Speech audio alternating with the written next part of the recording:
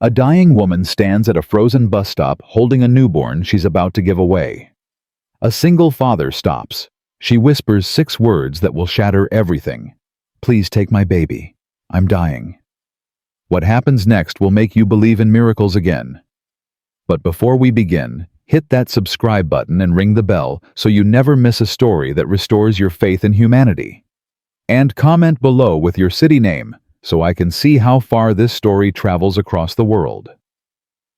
Now let's begin. I have 2 weeks before I die.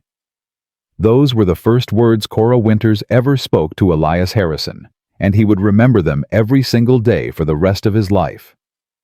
It was 11:30 on a Thursday night in February, and Chicago was frozen solid. The kind of cold that burns your lungs when you breathe.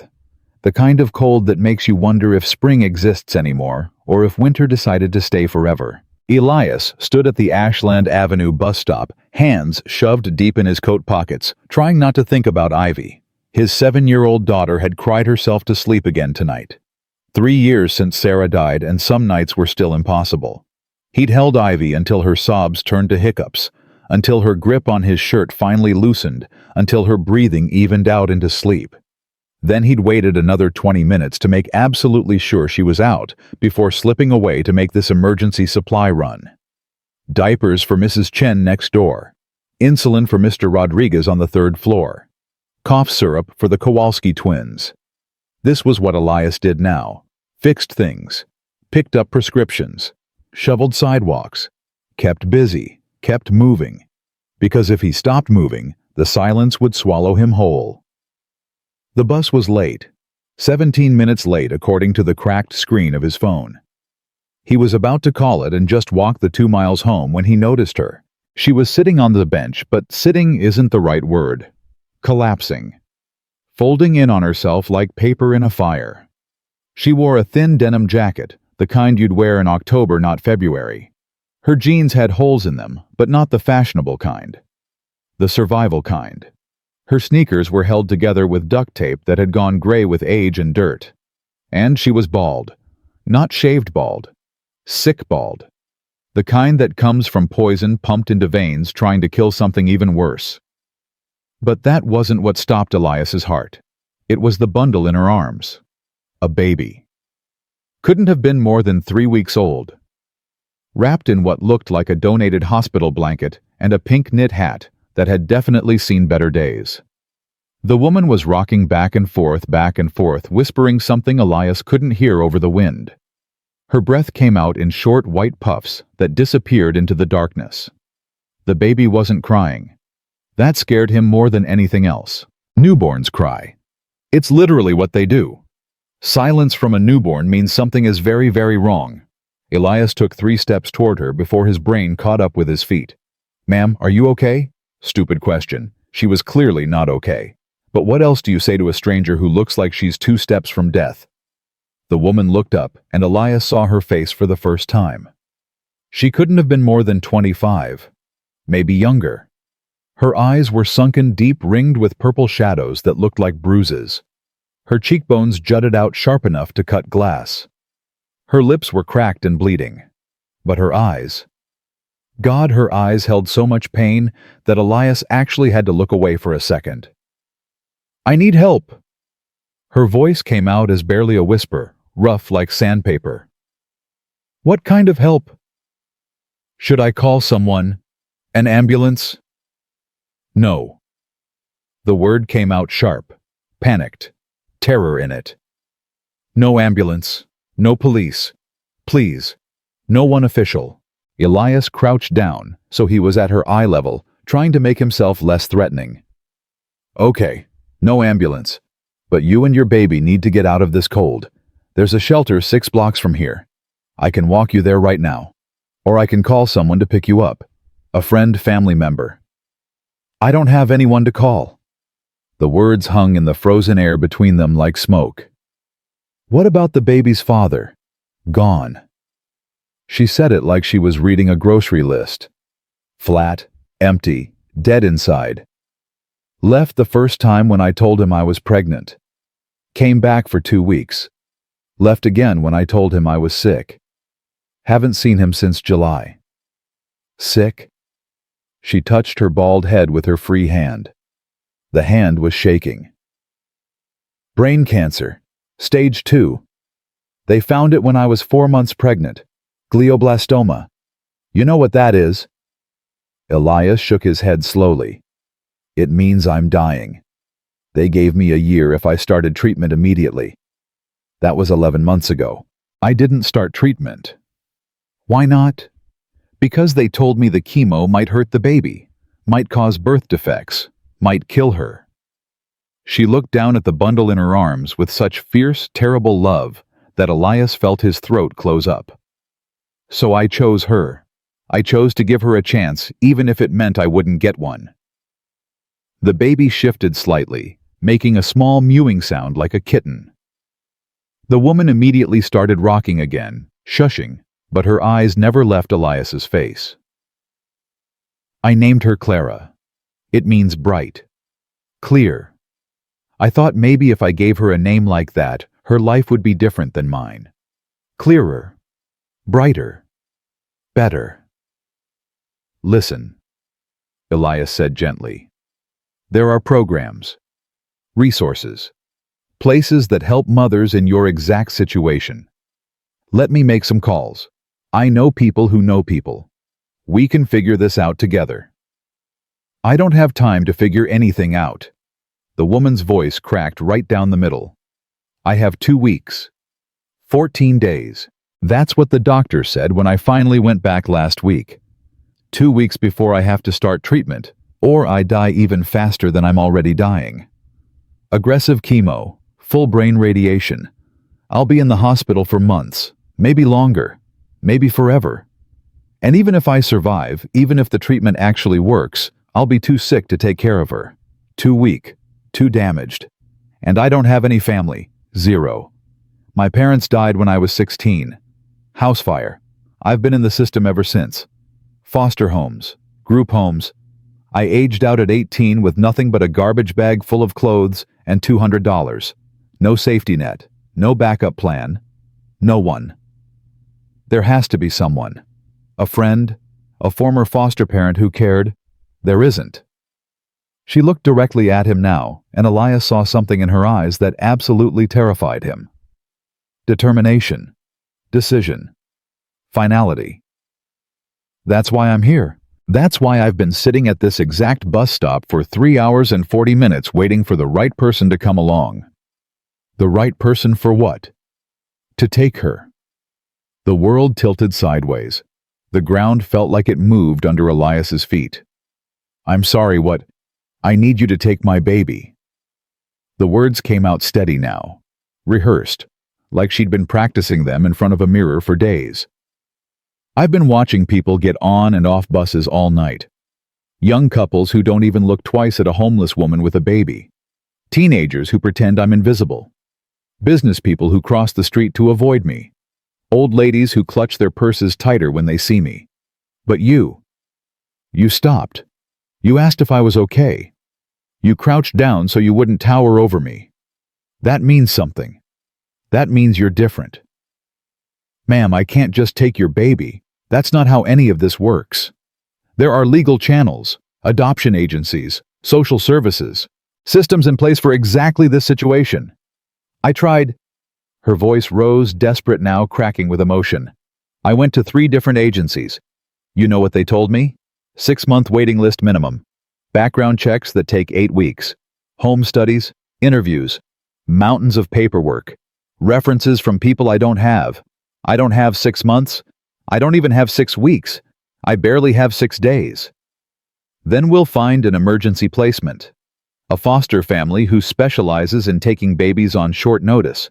They exist. I know they do. And what happens to her when I die?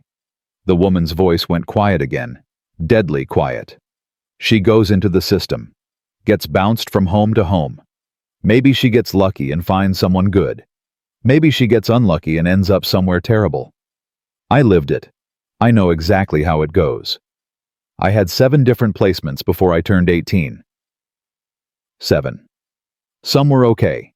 Some were nightmares I still wake up from. I will not do that to my daughter. I will not.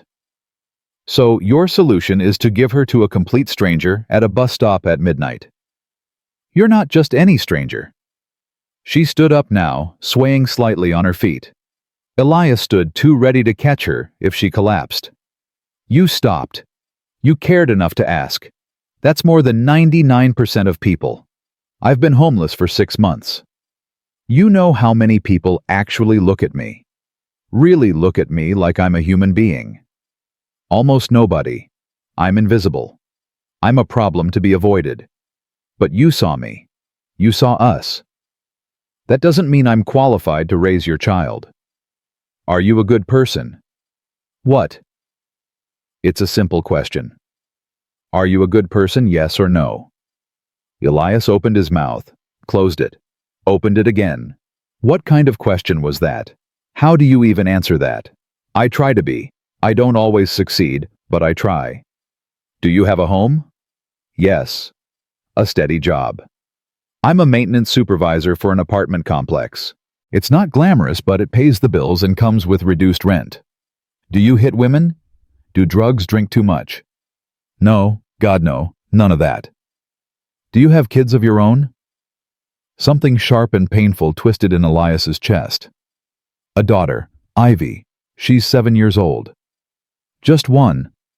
My wife died 3 years ago. Car accident. Drunk driver ran a red light at Belmont and Ashland.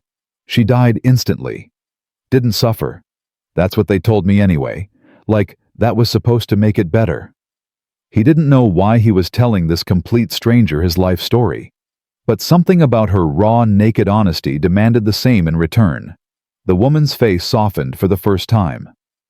I'm so sorry. That's terrible. I'm so sorry. How's your daughter handling it? Some days better than others. Tonight was a rough night. She asked me if her mom would be proud of her spelling test score. I said yes. Then she cried for an hour because she misses her mom, and nothing I do makes it better. But you're still here, still standing, still showing up for her every single day. What else would I do? She's my daughter. I don't get to quit just because it's hard. Exactly. The woman took a step closer. Clara stirred slightly but didn't wake. That's exactly what I'm talking about. You're a survivor. You know what real loss feels like. You know how to keep going when everything falls apart and you want to give up. That's what Clara's going to need. Someone who doesn't quit. Someone who shows up even when it's impossible. You don't understand what you're asking me to do. I understand perfectly. I'm asking you to save my daughter's life. Her voice dropped to barely a whisper. Elias had to lean in to hear her. Please. I've been praying for 3 days straight. Praying for someone. Anyone. A sign. A miracle. And then you showed up. Right here. Right now. That has to mean something. It has to. It means I was waiting for a bus that's 17 minutes late. It means you were supposed to be here. Right now, with me. She thrust the baby toward him. Please, I'm begging you. Take her. Just for tonight. Just until I figure something else out. You just said you can't figure anything else out.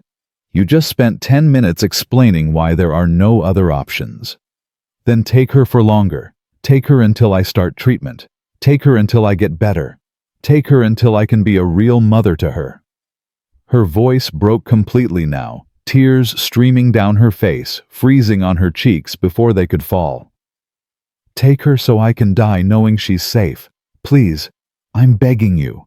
I have never begged for anything in my entire life, but I'm begging you now. Please. Elias stood frozen, staring at this woman, this dying stranger, offering him her entire world, wrapped in a hospital blanket. Every single logical part of his brain screamed at him to walk away. Call the police. Call social services. Let trained professionals handle this impossible situation. He couldn't take responsibility for someone else's child. He was barely keeping his own life together with duct tape and prayer. Ivy still woke up crying 3 times a week. The apartment was always a mess. He survived on frozen dinners, coffee, and whatever Mrs. Feldman forced him to eat. He had nothing extra to give. No extra time, no extra money, no extra emotional capacity. But then the baby opened her eyes. Dark blue. Almost gray. Looking right at him with that unfocused newborn stare that somehow sees everything and nothing at the same time. And Elias heard Sarah's voice in his head. Clear as a bell. Clear as if she were standing right next to him with her hand on his shoulder. When I died, you had nothing. Remember, your parents were already gone. My parents wanted nothing to do with Ivy because she reminded them too much of me. You were drowning, completely drowning, and Mrs. Feldman took you in. This 72-year-old woman you barely knew watched Ivy when you couldn't afford daycare, brought you food when you forgot to eat for 3 days straight, held you when you cried at 2 in the morning. A complete stranger became family because she chose to care. Now it's your turn. Pay it forward. Elias blinked hard, shook his head roughly. He was hallucinating. Grief did that sometimes. Stress, exhaustion, too much coffee and not enough sleep. But the voice didn't stop. Take her. You'll figure it out. You always figure it out. That's what you do. What's your name? Elias heard himself ask. His voice sounded strange, distant. Cora. Cora Winters. Cora, I can't promise you anything. I can't promise I'll be good at this. I can't promise I won't completely screw everything up. I can't promise she'll be better off with me than anywhere else. I'm not asking for promises. I'm asking for a chance. One chance. The bus turned the corner 2 blocks away, headlights cutting through the darkness like knives. Elias had maybe 90 seconds to make a decision that would change absolutely everything. His life, Ivy's life, this woman's life, this baby's life. Everything. He looked at Cora, really looked at her, saw past the bald head and the sunken eyes and the torn clothes, saw the desperation, the fear, the fierce, terrible, overwhelming love of a mother trying to save her child the only way she knew how, the only way left to her. He looked at Clara, tiny, helpless, completely innocent. Didn't ask to be born, didn't ask for any of this. He thought about Ivy asleep in her bed right now with her butterfly nightlight and her stuffed elephant named Mr. Trunk. What would Sarah want him to teach their daughter? To look away when someone desperately needed help. To play it safe. To let fear and logic win, or to be brave enough to care, even when it made no sense. The bus pulled up to the stop. Brakes squealing. The doors hissed open with a sound like a sigh. Last bus for an hour, folks. The driver called out. Get on or don't, but decide fast. I got a schedule. Elias made his decision. Come with me. Cora's eyes went wide, actually wide, like she couldn't believe what she just heard. What? You heard me. Come home with me, both of you. Tonight, right now. We'll figure out the rest tomorrow. I can't ask you to do that. That's too much. That's insane. You didn't ask. I'm offering. He picked up his pharmacy bags from where he'd set them on the frozen concrete. The bus is leaving in about 20 seconds. Are you coming or not? Cora stood there swaying in the wind, clutching Clara like she was the only thing keeping her tethered to the earth. Why? She whispered. Why would you do this for me, for us? You don't even know me. Because 3 years ago, I was exactly where you are right now. Desperate. Broken, shattered, convinced I couldn't survive another single day. And a 72-year-old woman I barely knew saved my life. He held out his hand. Her name is Mrs. Feldman. She lives in apartment 3D right next door to me. She decided I was worth saving even though I was a complete mess. So now I'm deciding you're worth saving too. Both of you. Sir, are you getting on this bus or not? The driver was losing patience fast. Cora looked down at Clara one more time, studied her tiny face like she was trying to memorize every detail. Then she looked back at Elias, and something shifted in her expression. Something broke open. Hope.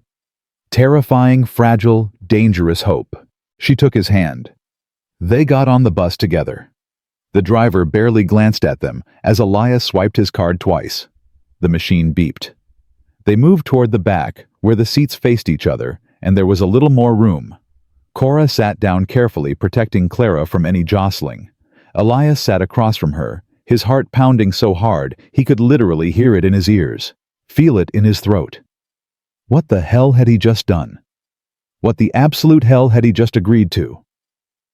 The bus lurched forward, carrying them through the frozen city, toward a future that was completely, utterly uncertain. For 3 blocks, neither of them spoke. Just sat there. The bus rumbled and swayed. Other passengers got on and off. Nobody looked at them. Nobody cared. "I don't know how to thank you," Cora finally said quietly. "Don't thank me yet. Wait until you see the apartment." Elias tried for humor, but his voice shook. "I live in a 2-bedroom that's barely big enough for me and Ivy. The heat's temperamental. The hot water runs out after exactly 20 minutes, and my cooking skills max out at scrambled eggs, grilled cheese, and cereal." The smallest, tiniest smile flickered across Cora's face. Sounds absolutely perfect. They rode in silence for another few minutes, watching the city slide past the fogged windows. Empty streets, closed shops. A few other souls out in the brutal cold, all looking like they'd rather be literally anywhere else. "Can I ask you something?" Cora's voice was barely audible over the rumble of the bus engine. "Sure." "What if this is a huge mistake? What if I'm actually a terrible person and you just invited me into your home with your daughter? Are you a terrible person?" "No. At least I don't think so. But you don't actually know that. You're trusting me based on 10 minutes of conversation at a bus stop." "My gut says I can trust you, and my gut's been right more often than not." "What if your gut is wrong this time?" Elias met her eyes directly, held her gaze. "Then I'll deal with it. But I don't think I'm wrong about you." "How can you be so sure?" "Because terrible people don't sacrifice their own lives to save their babies. Terrible people don't sit at bus stops for 3 hours in freezing weather looking for someone good to take care of their child. Terrible people quit. You didn't quit." Cora's eyes filled with tears again. "I feel like I'm quitting right now, giving her to you." "You're not quitting. You're making an impossible choice because you love her more than you love yourself. That's not quitting. That's the opposite of quitting." 3 more stops, and they'd be at his building. 3 more stops, and his entire life would change forever. There was still time to get off, to take Cora to a hospital or a shelter, to do the sensible, logical, reasonable thing. But Elias Harrison had learned 3 years ago that the sensible thing and the right thing aren't always the same thing. Sometimes they're not even in the same universe. The bus pulled up to Jefferson Street. Their stop. "This is us," Elias said, standing. They stepped off the bus into the bitter cold. The wind had picked up even more. It cut through their clothes like razor blades. The building was half a block away, a 4-story brick structure that had definitely seen better days, but was clean and solid and well-maintained. Home. As they walked toward the entrance, Cora stumbled. Her legs gave out. Elias caught her elbow, steadying her, practically holding her up. "When did you last eat?" he asked, though he was pretty sure he already knew the answer. "Tuesday, I think. Maybe Monday. What day is it now?" "Thursday night, almost Friday." "Then Tuesday. A woman at the shelter gave me half a sandwich." It was Thursday night, almost Friday morning. She hadn't eaten in 3 days, maybe longer. "Okay, new plan. First food, real food. Then we figure out sleeping arrangements." "I don't want to be a burden. I can sleep on the floor. I've done it before." "You're not sleeping on the floor. Stop arguing." He said it firmly but gently. "Too late to worry about being a burden anyway. You already are one. But that's okay. I'm used to burdens. They keep life interesting." They climbed the front steps. Elias unlocked the main door and they stepped into the lobby. Warm air hit them like a physical force. Cora made a small sound of pure relief. Her whole body sagged. "Third floor," Elias said, pointing to the stairs. "Elevator's been broken for 2 weeks. Landlord keeps promising to fix it. I keep telling him I'll fix it myself if he gets me the parts and the permit. You're the maintenance supervisor and you can't fix your own elevator. I can fix a lot of things: leaking pipes, broken heaters, stuck windows. Elevators require a licensed specialist and about 17 different permits, way above my pay grade." They climbed slowly. Cora had to pause every 3 or 4 steps to catch her breath. By the time they reached the third-floor landing, she was gray with exhaustion, panting, barely standing. "Almost there," Elias said gently. "Just down the hall. Apartment 3C. He unlocked the door as quietly as possible. Ivy was a light sleeper. The last thing he needed was to wake her before he figured out how to explain any of this. They stepped inside. It wasn't much to look at. A small living room with a couch that sagged in the middle and had a permanent dent from where Elias sat every night. A coffee table completely covered in Ivy's homework papers and crayons and half-finished art projects. A TV that only got basic cable and local channels. The kitchen was barely big enough for 2 people to stand in at the same time. Down the narrow hall, 2 bedrooms and 1 bathroom. But it was warm. It was safe. It was clean. It was home. "Sit," Elias said, pointing to the couch. "Right now, before you fall down. I should feed Clara first. She's probably hungry. Do you have formula bottles, anything?" Cora's face crumpled like paper. "No. I've been breastfeeding, but I don't think I'm making enough milk anymore. I'm too dehydrated, too malnourished, too sick." Elias thought fast. "Mrs. Feldman. She has grandkids who visit. She might have some baby supplies left over from the last visit." He pulled out his phone, checked the time. Almost midnight. "It's late, but she'll understand. She always understands.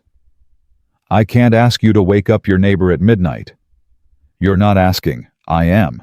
And trust me, she's probably still awake watching old movies and doing crossword puzzles."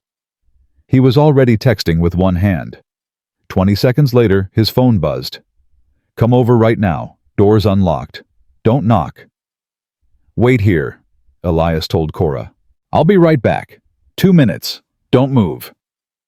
He slipped out into the hallway and walked 3 doors down to 3D. The door was cracked open, warm light spilling out into the dark hallway. He pushed it open gently. Mrs. Feldman stood in the middle of her living room in a purple bathrobe and fuzzy slippers, her white hair in curlers, her eyes sharp and alert despite the late hour. She was already holding a large canvas bag. "What kind of trouble did you find this time, Elias Harrison?" Her voice was stern, but her eyes were kind. The kind I couldn't walk away from. She studied his face for a long moment, really looked at him, then nodded once, sharp and decisive. "How bad?" "Dying mother. Newborn baby. No family. No options. Cancer." "How long does she have?" 2 weeks before she has to start treatment, or she dies faster." "And you brought her home?" "Yes." "With Clara sleeping 30 feet away?" "Yes." Mrs. Feldman handed him the bag. It was heavy, formula, 6 bottles.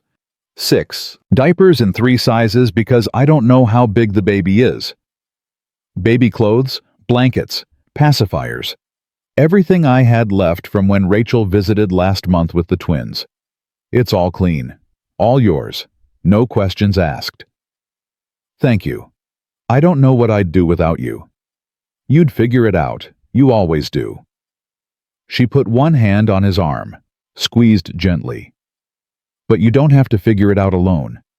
Bring them both over tomorrow morning, late morning after Ivy's at school. I want to meet this mother who's brave enough to save her baby, and this baby who's lucky enough to have you in her corner." "I don't know what I'm doing." "Nobody ever does. You just do it anyway." She squeezed his arm again. "Now go. That baby needs to eat, and that mother needs to sleep. We'll figure out the rest tomorrow." Elias returned to his apartment with the bag. Cora was exactly where he'd left her, rocking Clara gently. The baby was starting to fuss. Small whimpering sounds that would turn into screams soon. Here. Elias set the bag on the coffee table, started pulling things out.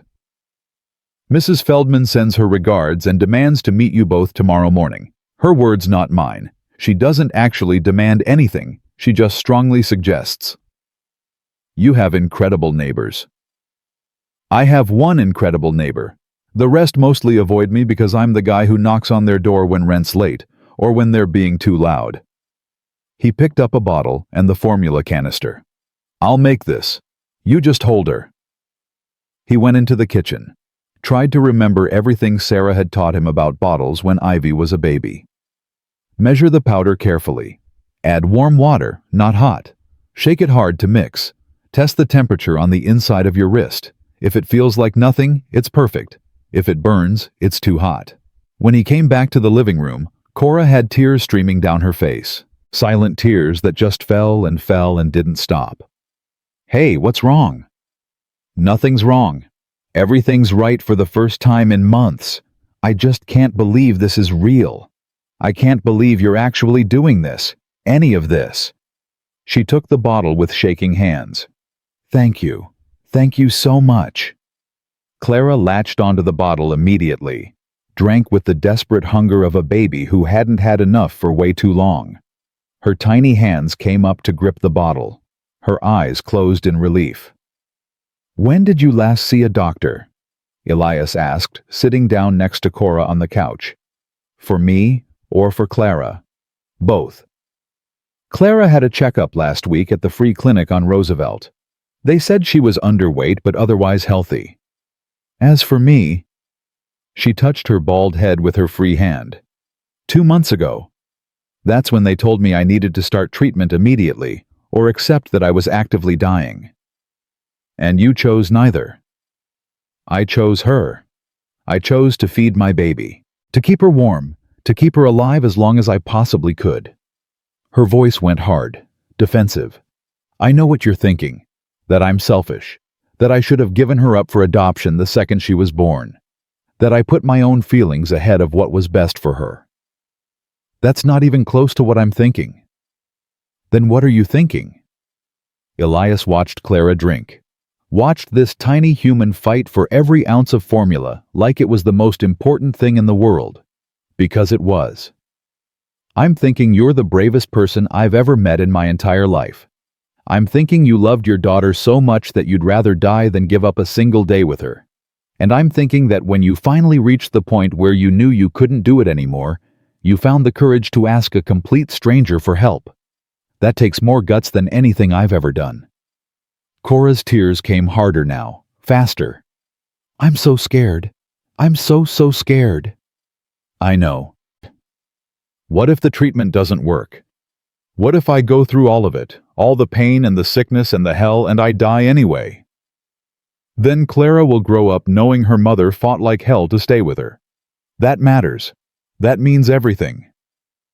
What if I do survive, but I'm never the same? What if I'm weak and sick and broken forever? Then you'll heal. It takes time, but you heal. Trust me on that one. How do you know? Because I did it. Elias looked down at his hands. Rough hands. Working hands. After Sarah died, I was completely destroyed. Shattered into a million pieces. Couldn't eat. Couldn't sleep. Could barely look at Ivy because she has her mother's eyes, and it physically hurt to see them. Mrs. Feldman literally forced me to keep going. She'd show up every single morning at 7 and make me eat breakfast. She'd take Ivy to school. She'd sit with me while I cried. Week after week after week after week. And slowly, so slowly, I barely noticed it happening. I started coming back. Started healing. Did it ever stop hurting? No. But it stopped being all I could feel. There's a difference. Clara finished the bottle and immediately fell asleep. Milk drunk. Content. Safe. Cora held her close, still rocking slightly, even though the baby was out cold. I should tell you about her routine, Cora said quietly. She sleeps about 3 hours at a stretch. She likes to be swaddled tight. She hates having her diaper changed, but she gets over it fast. She makes this little squeaking sound when she's about to wake up. Her voice caught hard. Broke. God, what if she doesn't remember me? What if I'm gone so long that she forgets I exist? We'll make absolutely sure she doesn't. Pictures, videos, stories, letters, whatever it takes. She'll know exactly who you are and how much you love her. A door creaked open down the hall. Small footsteps padded toward them on the hardwood floor. Ivy appeared in the doorway, rubbing her eyes with both fists. She wore purple pajamas with yellow butterflies all over them. Her dark hair stuck up in about 17 different directions. She looked like a baby bird. Daddy, why are you still awake? Did something happen? Elias's heart clenched so hard it hurt. Here we go. Deep breath. Come here, sweetheart.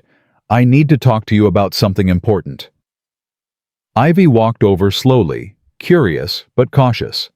Her eyes landed on Cora, then on the baby. She stopped walking mid-step, frozen. Who's that? This is Miss Cora, and this tiny person is Clara. Elias chose his words very carefully. They're going to stay with us for a while. Miss Cora is sick and needs help taking care of Clara. Can we do that? Can we help them? Ivy stared at the baby, then at Cora, then back at her father. Her face was completely unreadable. Elias held his breath, waited. This could go so many different ways.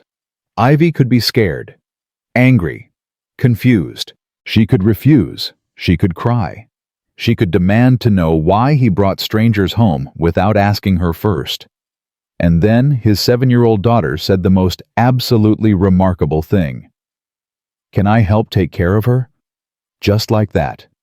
No questions, no hesitation, no fear. Just pure, simple, beautiful acceptance. Cora let out a sound that was half laugh, half sob, all relief. I think that would be really wonderful, she said, her voice shaking. Ivy came closer, walking on tiptoes like she was approaching a sleeping dragon. She peered down at Clara with wide, curious eyes. She's really, really small. She is. Way smaller than my dolls. Quite a bit smaller, yes. Is she going to cry a lot? Babies cry a lot on TV? Probably, yeah.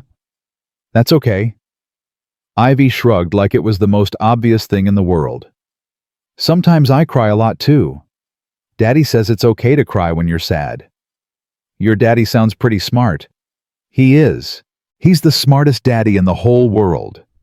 Ivy reached out one small finger and very, very gently touched Clara's tiny hand. Clara's fingers curled around Ivy's finger in that instinctive newborn grip that every baby has hardwired into them.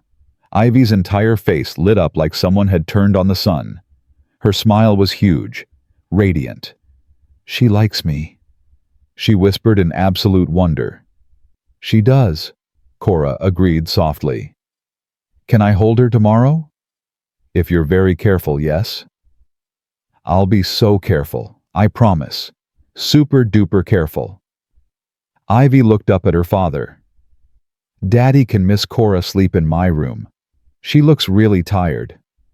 And just like that, just that easily, just that simply, Elias Harrison's broken little family grew by 2. He looked at Cora holding Clara, at Ivy standing there with the baby gripping her finger, at this impossible moment that shouldn't be happening but was, and he realized something. Sometimes miracles don't arrive perfect and polished and easy. Sometimes they arrive desperate and bald and freezing at a bus stop at midnight. Sometimes they arrive with 2 weeks to live and a newborn wrapped in a hospital blanket. Sometimes they arrive broken and scared and asking for help. And sometimes, if you're brave enough to say yes, they change absolutely everything. The first night was chaos.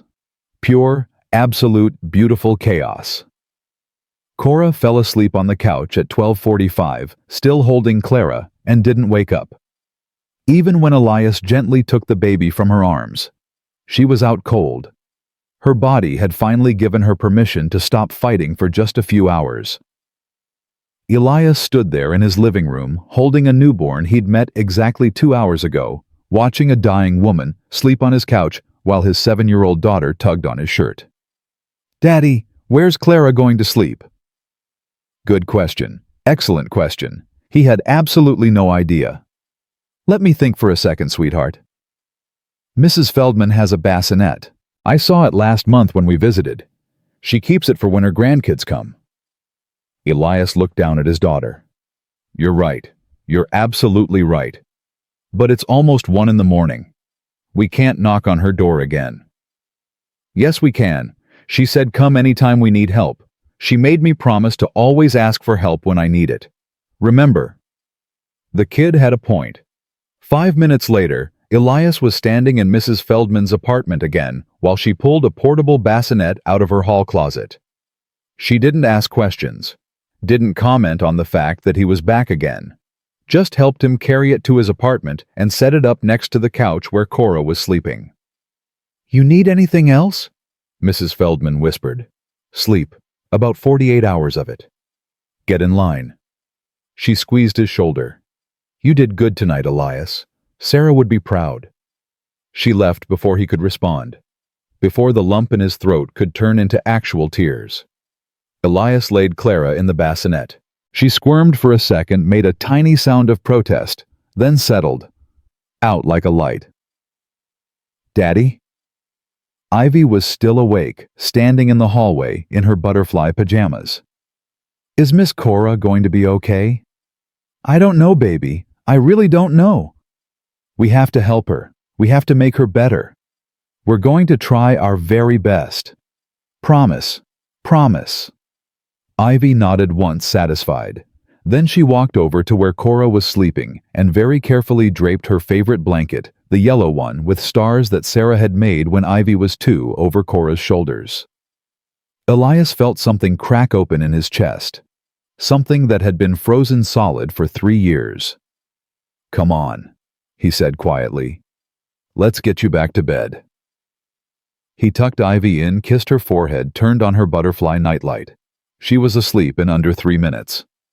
Elias went back to the living room and just stood there, watching Cora breathe, watching Clara sleep, trying to process what the hell he'd just done. He'd brought 2 strangers into his home. One of them was dying. The other was a newborn who needed round-the-clock care. He had no plan, no system, no idea what came next. What he did have was a job that started at 7 in the morning, a daughter who needed to be at school by 8:15, and now a dying woman and a baby who needed constant attention. The math didn't work. None of it worked. But he'd figure it out. He always figured it out. He grabbed a pillow and a blanket from his room and made himself as comfortable as possible in the old recliner that faced the couch. If Clara woke up, he'd hear her. If Cora needed anything, he'd be right there. He closed his eyes. Sleep came hard and fast and dragged him under. 3 hours later, Clara started crying. Not the gentle mewing sound from earlier. Full-blown newborn screaming that could wake the dead. Elias jerked awake so fast, he nearly fell out of the chair. Cora was trying to sit up, confused, disoriented, reaching for the baby. Her hands were shaking so badly she could barely grip the side of the bassinet. "I got her," Elias said quickly. "Stay there. Rest. She needs to eat. She's hungry. I'll make a bottle. Just give me 2 minutes." He scooped Clara up. She was red-faced and furious, screaming bloody murder. He bounced her gently while walking to the kitchen, trying to remember if you were supposed to bounce babies or if that was bad. Sarah would know. Sarah always knew. He made the bottle one-handed while holding the screaming baby against his shoulder. Warm water. Formula. Shake. Test. Good enough. Clara latched on like she was starving, which she probably was. The screaming stopped instantly. Blessed silence except for the sound of her drinking. Elias looked up and saw Cora watching him from the couch, tears streaming down her face again. You're good at that, she said. I had practice. Ivy was colicky, screamed for 6 months straight. I got very good at making bottles in the dark while half asleep. I'm sorry I woke you. Don't be sorry. This is what babies do.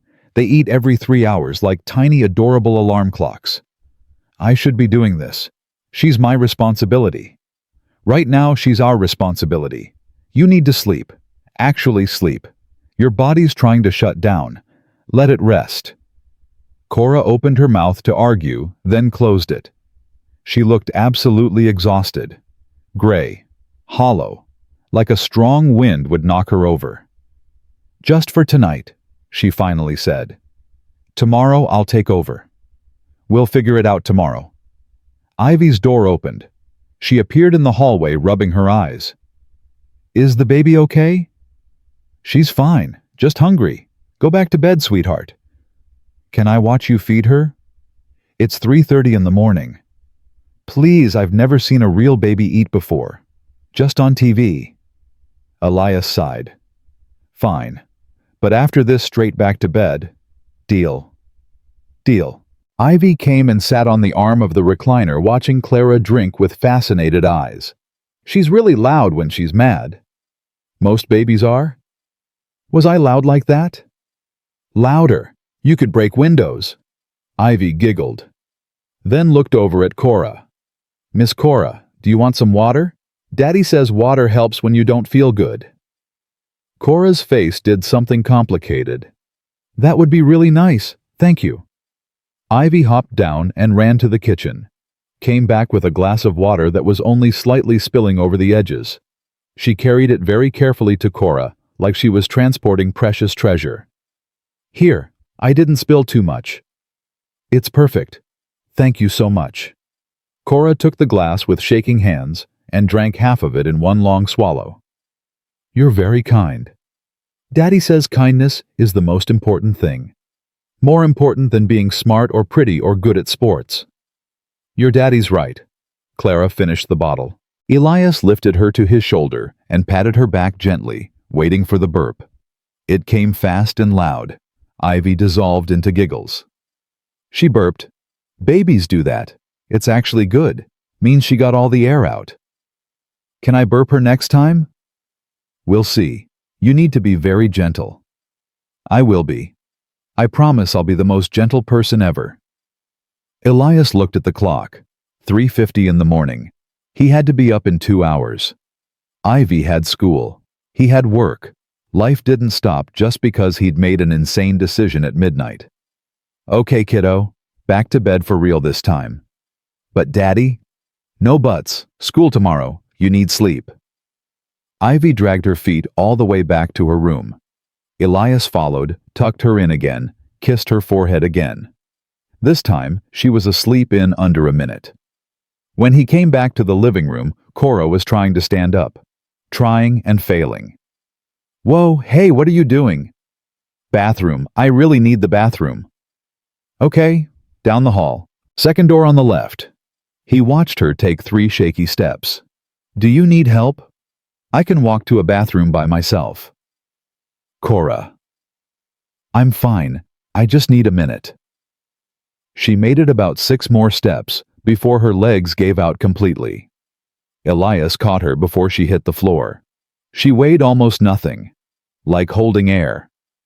Okay, new plan. I'm helping you. This is humiliating. This is survival. Big difference. He half carried her to the bathroom, waited outside the door, then helped her back to the couch. She collapsed onto it like someone had cut her strings. When did you last take your medication? Elias asked. What medication? Whatever they prescribed you. Pain meds, anti-nausea, something. I ran out 2 weeks ago. Couldn't afford refills. What were you taking? She told him. He pulled out his phone and made notes. Tomorrow he'd figure out how to get prescriptions filled.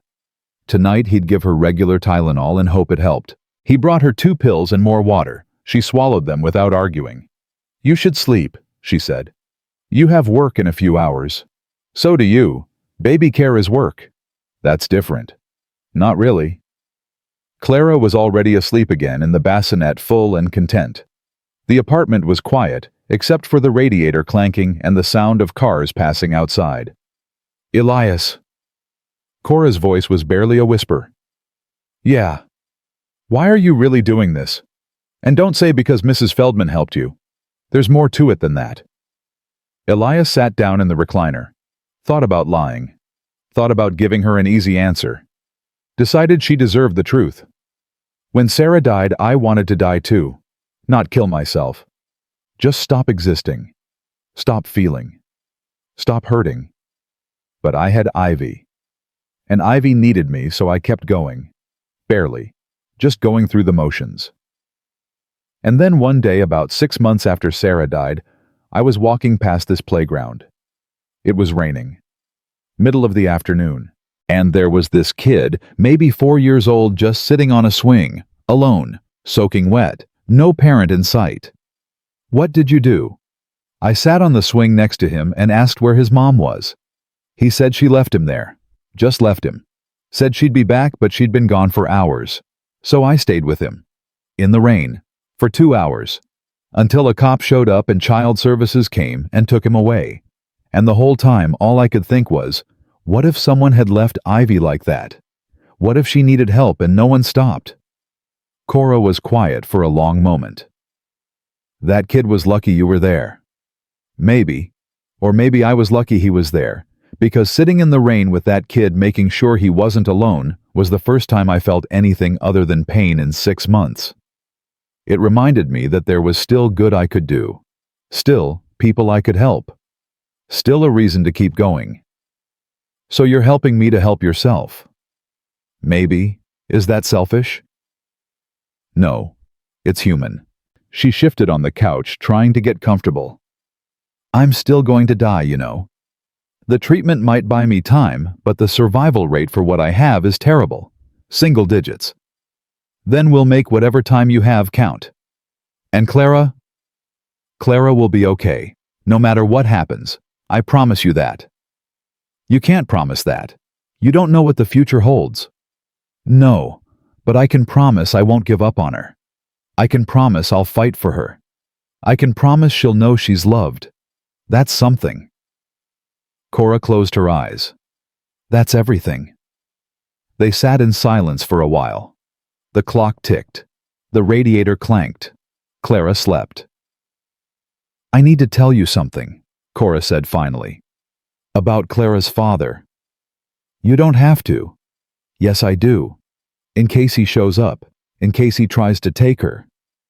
Elias sat up straighter. Is that a possibility? I don't know. Maybe. His name is Derek Chen. We met at a party. One night. I barely knew him. When I told him I was pregnant, he said I should get an abortion. When I said no, he left. Then he came back 2 months later, said he wanted to try. Said he'd help. That lasted exactly 3 weeks. Then I got the diagnosis. Told him about the cancer. He was gone the next day. Took all his stuff and left a note saying he couldn't handle it. Sounds like a real prize. He's not a bad person. He's just weak, scared. But he signed the birth certificate. His name is on it. Legally, he's Clara's father. If he changes his mind, if he decides he wants her, he could take her from you. Has he tried to contact you? No, not once. But that doesn't mean he won't. People change their minds when guilt sets in. If he shows up, we'll deal with it. How?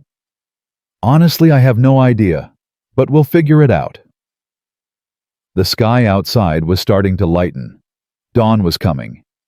Elias had to be at work in 90 minutes. Ivy needed to be up in an hour. You should try to sleep a little more, he told Cora. I'll get Ivy ready for school. When I get back, we'll figure out next steps. Doctors, medication, a plan. A plan would be good. Then that's what we'll do. But sleep didn't come. For either of them. They just sat there in the pre-dawn light, two strangers bound together by an impossible choice, listening to a baby breathe. At 6:15, Elias's alarm went off. He silenced it fast, hoping it hadn't woken everyone. No such luck. Ivy appeared 30 seconds later, already dressed in the clothes she'd laid out the night before. Is Clara awake? Not yet. Let's keep it that way. Can I say goodbye to her before school? Quick and quiet. Ivy tiptoed over to the bassinet and whispered, Bye, Clara. I'll see you after school. Be good for my daddy and Miss Cora. The baby didn't move, didn't even twitch.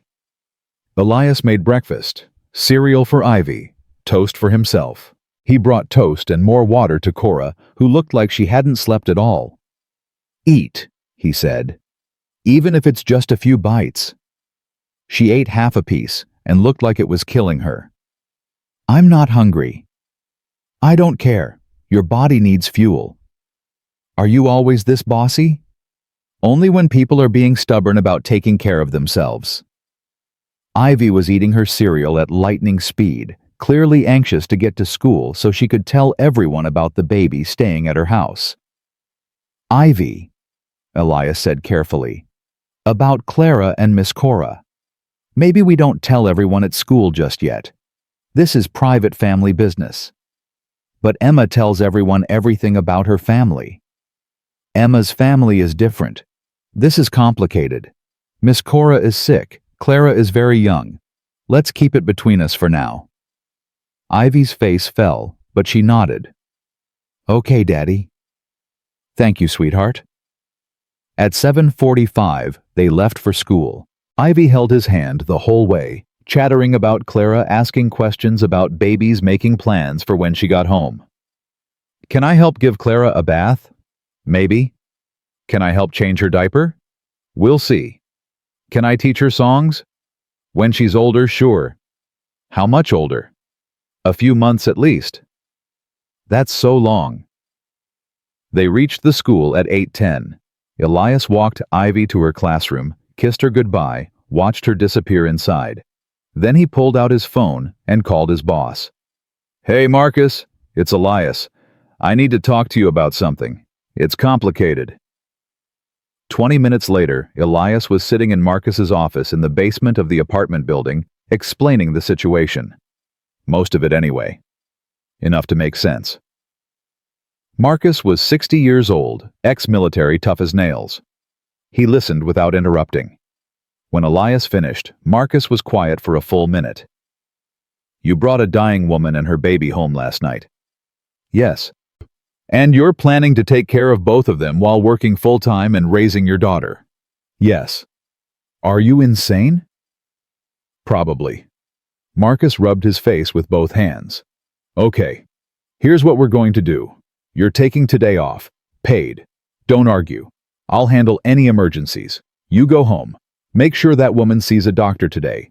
Get her medications sorted out. Get the baby whatever she needs. We'll figure out your schedule tomorrow. Marcus, I can't just take the day off. We have that inspection. I said don't argue. The inspection can wait. This can't.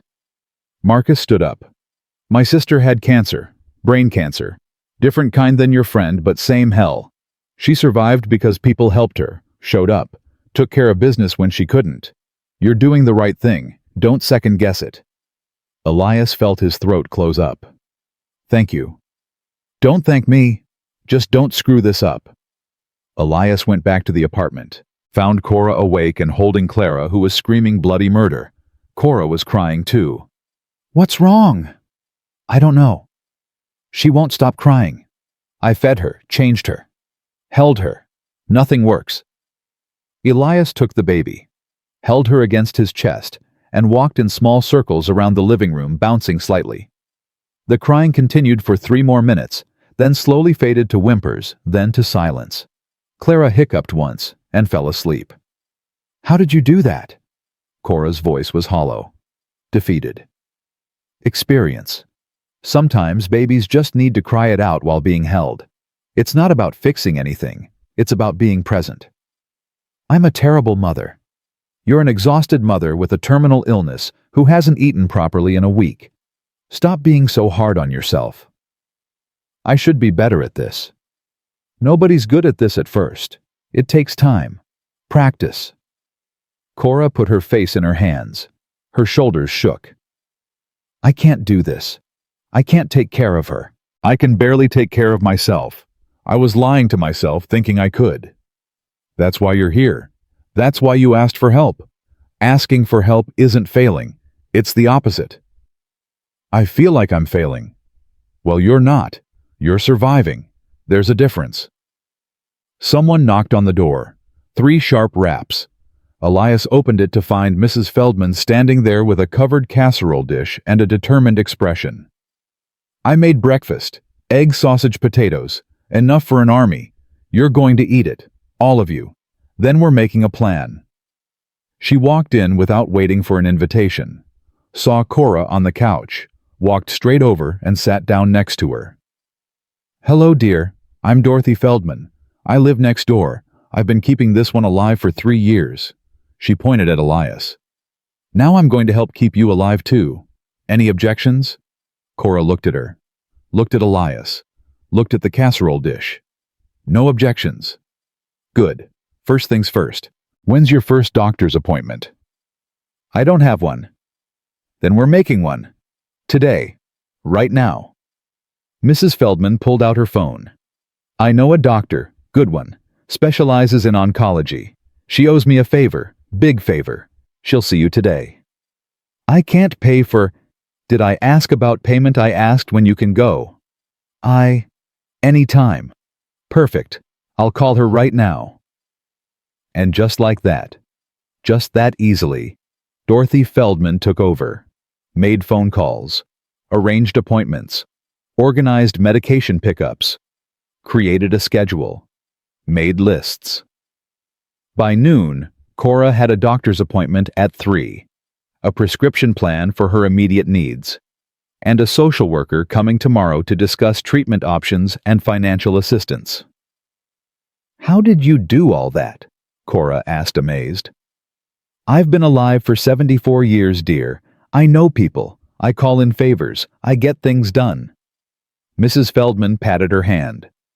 Now eat your breakfast. You look like death warmed over.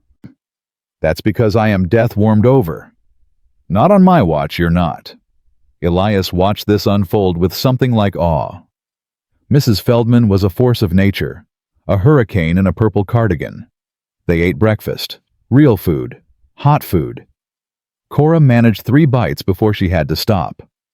Mrs. Feldman didn't push, just wrapped up the rest for later. At 2:30, Elias and Cora headed to the doctor's office. Mrs. Feldman stayed behind with Clara, completely unfazed by the responsibility of caring for a newborn. I raised 4 kids, she said. I think I can handle 1 baby for 2 hours. The doctor's office was in a clinic on the south side. Clean, bright. Not as scary as Cora had clearly expected. The doctor, a woman in her 50s named Dr. Sarah Okafor, was kind but direct. She examined Cora thoroughly, asked hard questions, took notes, finally sat back and looked at them both seriously. You're in bad shape, she said bluntly. Really bad shape. Malnourished, dehydrated, severely anemic. Your tumor has grown since your last scan 2 months ago. You need to start treatment immediately. Not next week, not tomorrow, today if possible. I can't start today, Cora said. I have a baby. The baby has people now, Dr. Okafor said, looking at Elias. You have help. You have support. You need to let them help you. I just met him yesterday. And yet here he is, in my office, making sure you get care. That counts for something. Cora looked at Elias. He nodded. She's right. We've got Clara. You focus on getting better. I'm scared. I know. But we're doing this. Together. Dr. Okafor scheduled the first round of chemotherapy for Monday morning, 3 days away. That gave them the weekend to prepare, to get Cora's strength up, to make plans. They left the clinic with a bag full of medication samples and strict instructions about diet, rest, and hydration. On the way home, Cora was quiet, staring out the bus window. I'm really going to do this, she finally said. I'm really going to fight. Yes, you are. What if I lose? Then at least you fought. At least Clara will know you tried everything. What if I win? Then you get to watch your daughter grow up." Cora turned to look at him. "Why do you believe in me? You don't even know me." "I know enough. I know you're a fighter. I know you love your daughter. I know you're brave enough to ask for help when you need it. That's all I need to know." They got back to the apartment at 5:15. Mrs. Feldman had Clara fed, changed, and sleeping peacefully. The apartment was cleaner than when they'd left. Dishes done. Living room straightened. Laundry folded. "You didn't have to do all that," Elias said. "I was here anyway. Might as well be useful." Mrs. Feldman gathered her things. "Cora, you take those pills exactly as prescribed. All of them. Even the ones that taste terrible. Especially those ones. I'll be back tomorrow with more food. Real food. None of this toast nonsense." After she left, Cora sat on the couch and just stared at the ceiling. "I can't believe this is real," she said. "Yesterday, I was convinced I was going to die alone on a street corner. Today, I have doctors and medication and people who actually care if I live or die. How did this happen?" "You asked for help, and someone answered. That's how miracles work." The door flew open, and Ivy burst in, backpack flying off her shoulders, coat half unzipped. "I'm home. Where's Clara? Is she awake? Can I hold her now?" "Slow down," Elias said, laughing. "Yes, you can see her. No, she's not awake. And maybe you can hold her if you're very, very careful." Ivy dropped to her knees next to the bassinet and peered in at the sleeping baby. She got bigger. That was 8 hours ago. She did not get bigger. She looks bigger. "Hi, Clara. I'm back. I missed you today." Cora watched this with tears in her eyes again. Happy tears this time. Maybe. It was hard to tell. "She's really good with babies," Cora said. "She's really good with everything. Gets it from her mother." They spent the evening quietly. Elias made dinner, boxed mac and cheese because it was easy. Ivy insisted on sitting next to Cora and telling her every single detail about her school day. Cora listened like it was the most fascinating thing she'd ever heard. Clara woke up at 7:08 and went right back to sleep. Model baby. At 8:30, Elias tucked Ivy into bed. She was asleep before he even finished reading her story. He came back to find Cora standing at the window, looking out at the city lights. "Thank you," she said quietly. "For everything. For believing me. For helping me. For giving me a chance." "You don't have to keep thanking me." "Yes, I do. Because not many people would have done what you did. Not many people would have taken that risk. Then not many people understand what it's like to need help and actually get it." She turned to face him. "What happens if I die? After all this treatment, after all this fighting, what happens if I still die?" Then Clara grows up knowing her mother loved her enough to fight until the very end. And I'll make sure she knows your story. I'll make sure she knows how brave you were. Promise me something. Anything. If I don't make it, don't let her forget me. Tell her about me. Show her pictures. Make me real to her. I promise. But you're going to make it. I don't know how I know, but I know." Cora smiled for the first time since he'd met her. A real smile. "You're either an eternal optimist or completely delusional. Maybe both. I can work with that." They stood there in the quiet apartment, two broken people trying to put each other back together, while a baby slept and the city hummed outside and hope, fragile and terrifying, began to take root. Monday morning came too fast and hit like a freight train. Elias woke at 5 to Clara crying. Fed her, changed her, got her back to sleep. Woke Ivy at 6:30, made breakfast, packed lunches. All while Cora sat on the couch staring at the bag she'd packed for the hospital, her hands shaking so badly she could barely hold her coffee. "I don't think I can do this," she said for the 5th time in an hour. "You can. You will." Elias handed Ivy her backpack. "Come on, sweetheart. Time for school. But I want to say goodbye to Miss Cora first. What if something bad happens? Nothing bad is going to happen. Miss Cora is going to the hospital to get medicine that will make her better. Promise. Elias looked at Cora. She looked back at him with terror in her eyes. He couldn't promise. They both knew he couldn't promise. But Ivy needed something to hold on to. I promise we're going to fight as hard as we can, he said carefully. Ivy ran over and threw her arms around Cora's waist. You have to get better. Okay, Clara needs you. We all need you. Cora hugged her back, tears already streaming down her face. I'm going to try my very best. After Elias dropped Ivy at school, he came back to find Cora throwing up in the bathroom. She hadn't even started treatment yet. This was pure fear. Sorry, she gasped, wiping her mouth. I'm sorry. I'm a mess. You're terrified. There's a difference. I've never been this scared in my entire life, not even when they first told me I had cancer. This is different. This is real. It was always real. No, before I could pretend it wasn't happening. Now I have to face it. Mrs. Feldman arrived at 7:45 with a thermos of soup and a bag of groceries. She took one look at Cora and immediately went into action mode. Stop panicking. Breathe. You're going to be fine. She turned to Elias. You drive her to the hospital. I'll stay with Clara. I cleared my entire day. Dorothy, I can't ask you to. You didn't ask, I'm telling you. Now go, both of you, before I drag you out myself. The drive to the hospital was silent, except for the sound of Cora's ragged breathing. She kept twisting her hands together over and over until Elias finally reached across and took one of her hands in his. We're doing this together. You're not alone. I feel alone. I feel like I'm walking to my execution. You're walking toward survival. Big difference. They checked in at the oncology wing at 8:30.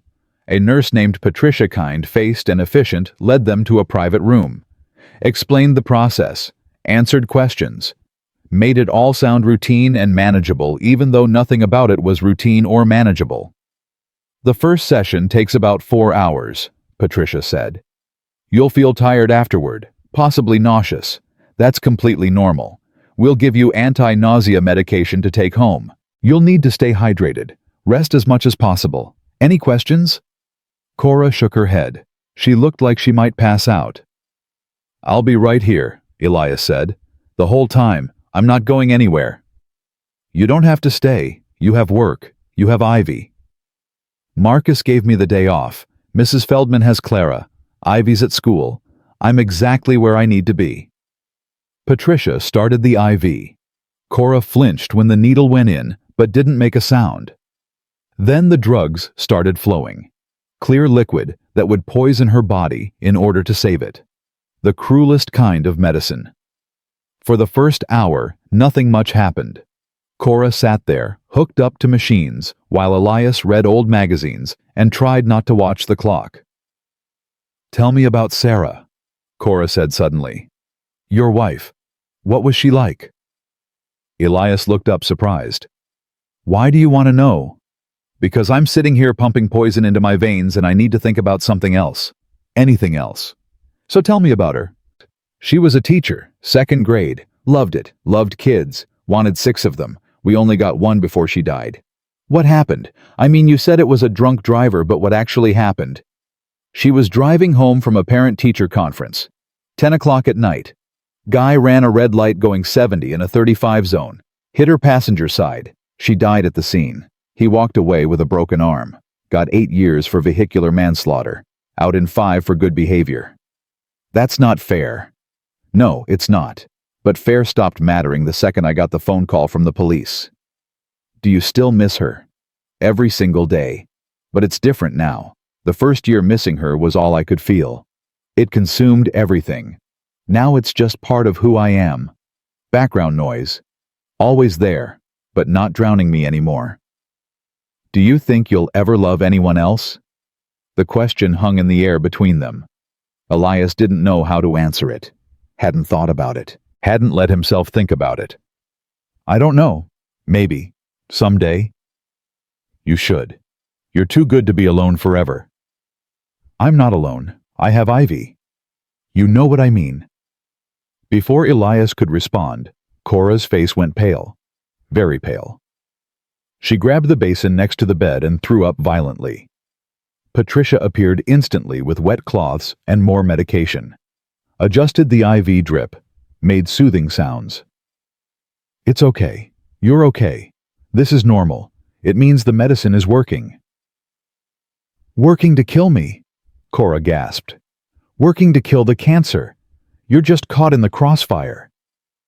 The next 2 hours were brutal. Cora threw up 4 more times, developed a splitting headache, started shaking uncontrollably despite 3 heated blankets. Elias held her hand through all of it, stroked her bald head when she cried, told her she was doing great, even though she clearly wasn't. I can't do this again, she sobbed. I can't come back and do this again. I can't. You can, and you will, because Clara needs you to. Clara needs a mother who isn't dying. Clara needs her mother. Period. Dying or not. By hour 4, Cora had stopped throwing up, but looked like death. Gray skin, sunken eyes, barely conscious. Patricia unhooked the IV and gave Elias a bag full of medication and instructions. She needs to rest, lots of fluids, small meals every few hours, even if she doesn't want to eat. Call if she develops a fever over 101. Next session is Wednesday, same time. Wednesday? That's 2 days from now. Aggressive treatment schedule, 3 times a week for 6 weeks. Then we reassess. Elias helped Cora to the car. She could barely walk. He practically carried her, got her buckled in, drove home slowly avoiding every pothole and bump. I'm sorry, Cora mumbled. I'm so sorry you have to see me like this. Stop apologizing. You have nothing to be sorry for. I'm disgusting. I'm weak. I'm pathetic. You're fighting for your life. That's the opposite of weak. They got back to the apartment at 1:15. Mrs. Feldman had everything under control. Clara was fed and sleeping. The apartment was spotless. Soup was warming on the stove. How bad? Mrs. Feldman asked, taking one look at Cora. Bad. Really bad. Get her to bed. I'll bring soup in 20 minutes whether she wants it or not. Elias helped Cora to his bedroom. His bed was bigger than the couch, more comfortable. She tried to protest but didn't have the energy, just collapsed onto the mattress and was asleep in seconds. Elias went back to the living room and sat down heavily in the recliner. Every muscle in his body hurt. Every emotion was raw. You're doing a good thing, Mrs. Feldman said quietly. A hard thing, but a good thing. I don't feel good. I feel terrified. What if she doesn't make it? What if we're putting her through hell for nothing? Then at least she didn't die alone on a street corner. At least her daughter will know her mother fought. That matters. Does it? Does it really matter if she dies anyway? Yes, it does. My sister had cancer, breast cancer, stage 4. She did chemo, radiation, experimental treatments, everything. She died anyway. But those extra 8 months she got? Those mattered. She met her first grandchild. She saw her daughter get married. She wrote letters for everyone to read after she was gone. Those 8 months were everything. Elias put his face in his hands. I don't know if I can watch her die. Then focus on watching her live. Right now, today, she's alive. She's fighting. That's enough. Clara woke up screaming. Elias made a bottle while Mrs. Feldman changed her. They worked in practiced rhythm now, like they'd been doing this for years instead of days. Ivy came home from school at 3:30 full of energy and questions. How's Miss Cora? Is she better? Can I see her? She's sleeping. The medicine made her very tired. But she's getting better, right? The medicine is making her better. The medicine is fighting the bad stuff in her body. But it makes her feel sick for a while. She's going to need lots of rest and quiet. Ivy's face fell. So I can't play with Clara in the living room. You can play quietly. Use your inside voice. Can you do that? I can be so quiet. like a mouse, like a super quiet mouse. She lasted about 45 minutes before her whisper playing turned into regular volume playing. Clara started fussing, then crying, then full-blown screaming. Cora stumbled out of the bedroom looking like a ghost. "I'll get her. It's okay. I should be doing this anyway. You need to rest." "I've been resting. Now I need to be a mother." She picked up Clara and immediately sat down hard on the couch. "Okay, maybe I need to be a sitting-down mother." Elias made dinner while Cora fed Clara. Ivy did her homework at the kitchen table, sneaking glances at Cora every few minutes, like she was afraid Cora might disappear. "Miss Cora," Ivy said finally, "are you going to die?" The room went silent. Completely silent. "Ivy." Elias's voice was sharp. "That's not an appropriate question. But I want to know. Emma's grandma had cancer and she died. Is Miss Cora going to die like Emma's grandma?" Cora looked at Ivy for a long moment, then said, "I might. The doctors are doing everything they can to help me, but sometimes cancer wins. I don't want to die. I'm going to fight really, really hard not to die. But I can't promise anything." "If you die, what happens to Clara?" "That's enough, Ivy," Elias said firmly. "Go wash your hands for dinner." After Ivy left the room, Cora looked at Elias with tears in her eyes. "She deserves honest answers. Kids know when you're lying to them." "She's 7. She doesn't need to know everything." "She's 7, and she already lost her mother. She knows death is real. Pretending it's not doesn't protect her. It just makes her trust you less." "So what am I supposed to tell her?" "The truth. That I'm sick. That I'm fighting. That I might die. That if I do, Clara will be okay because she has you and Ivy and Mrs. Feldman. The truth is scary, but it's better than uncertainty." Dinner was quiet. Ivy pushed her food around her plate. Cora managed 3 bites of soup before giving up. Elias ate mechanically without tasting anything.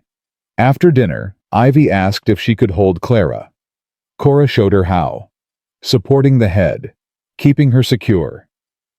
Ivy sat very still, barely breathing, holding the baby like she was made of glass. "She's so small," Ivy whispered. "What if I break her?" "You won't break her. Babies are tougher than they look." "Was I this small when I was born?" "Smaller. You were a tiny little thing. Your mother used to say you looked like a baby bird." "I wish Mom could meet Clara." "Me too, sweetheart. Me too."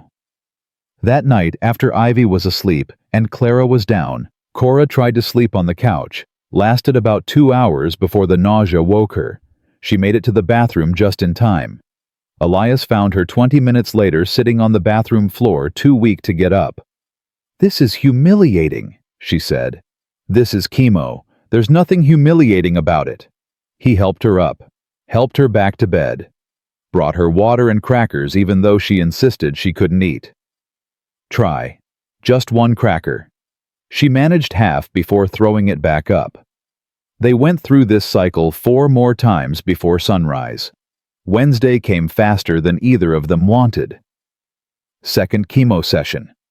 Cora cried in the car the entire way there. "I can't do this again.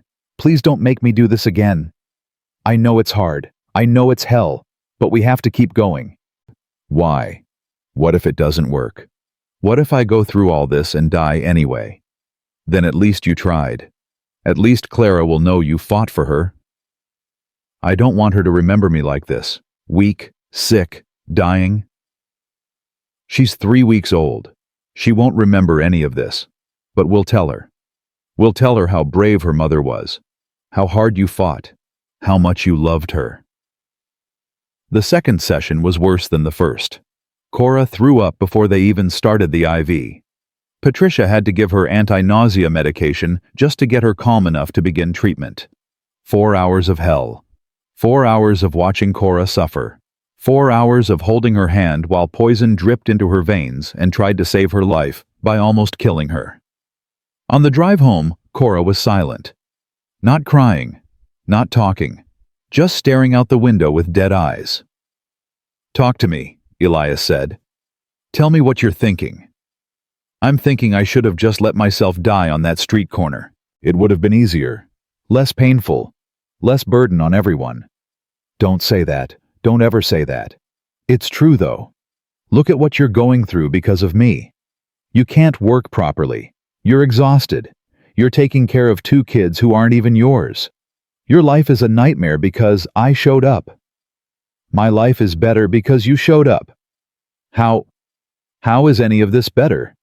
Because I'm remembering what it means to care about someone, to fight for someone, to matter. For 3 years I've been going through the motions, existing but not living. You changed that. Clara changed that. You reminded me that life is worth fighting for. I'm dying, Elias. Life is literally leaving my body. How is that inspiring? Because you're not dead yet. And as long as you're breathing, you're fighting. That's inspiring. They got home to find Mrs. Feldman had brought reinforcements. 3 women from her church were in the apartment. One was cooking, one was cleaning, one was rocking Clara and singing softly. They all looked up when Elias and Cora walked in. "Dorothy said you needed help," the woman cooking said. Her name was Helen. "So we came. We're going to help." "I don't understand," Cora said weakly. "You're fighting cancer.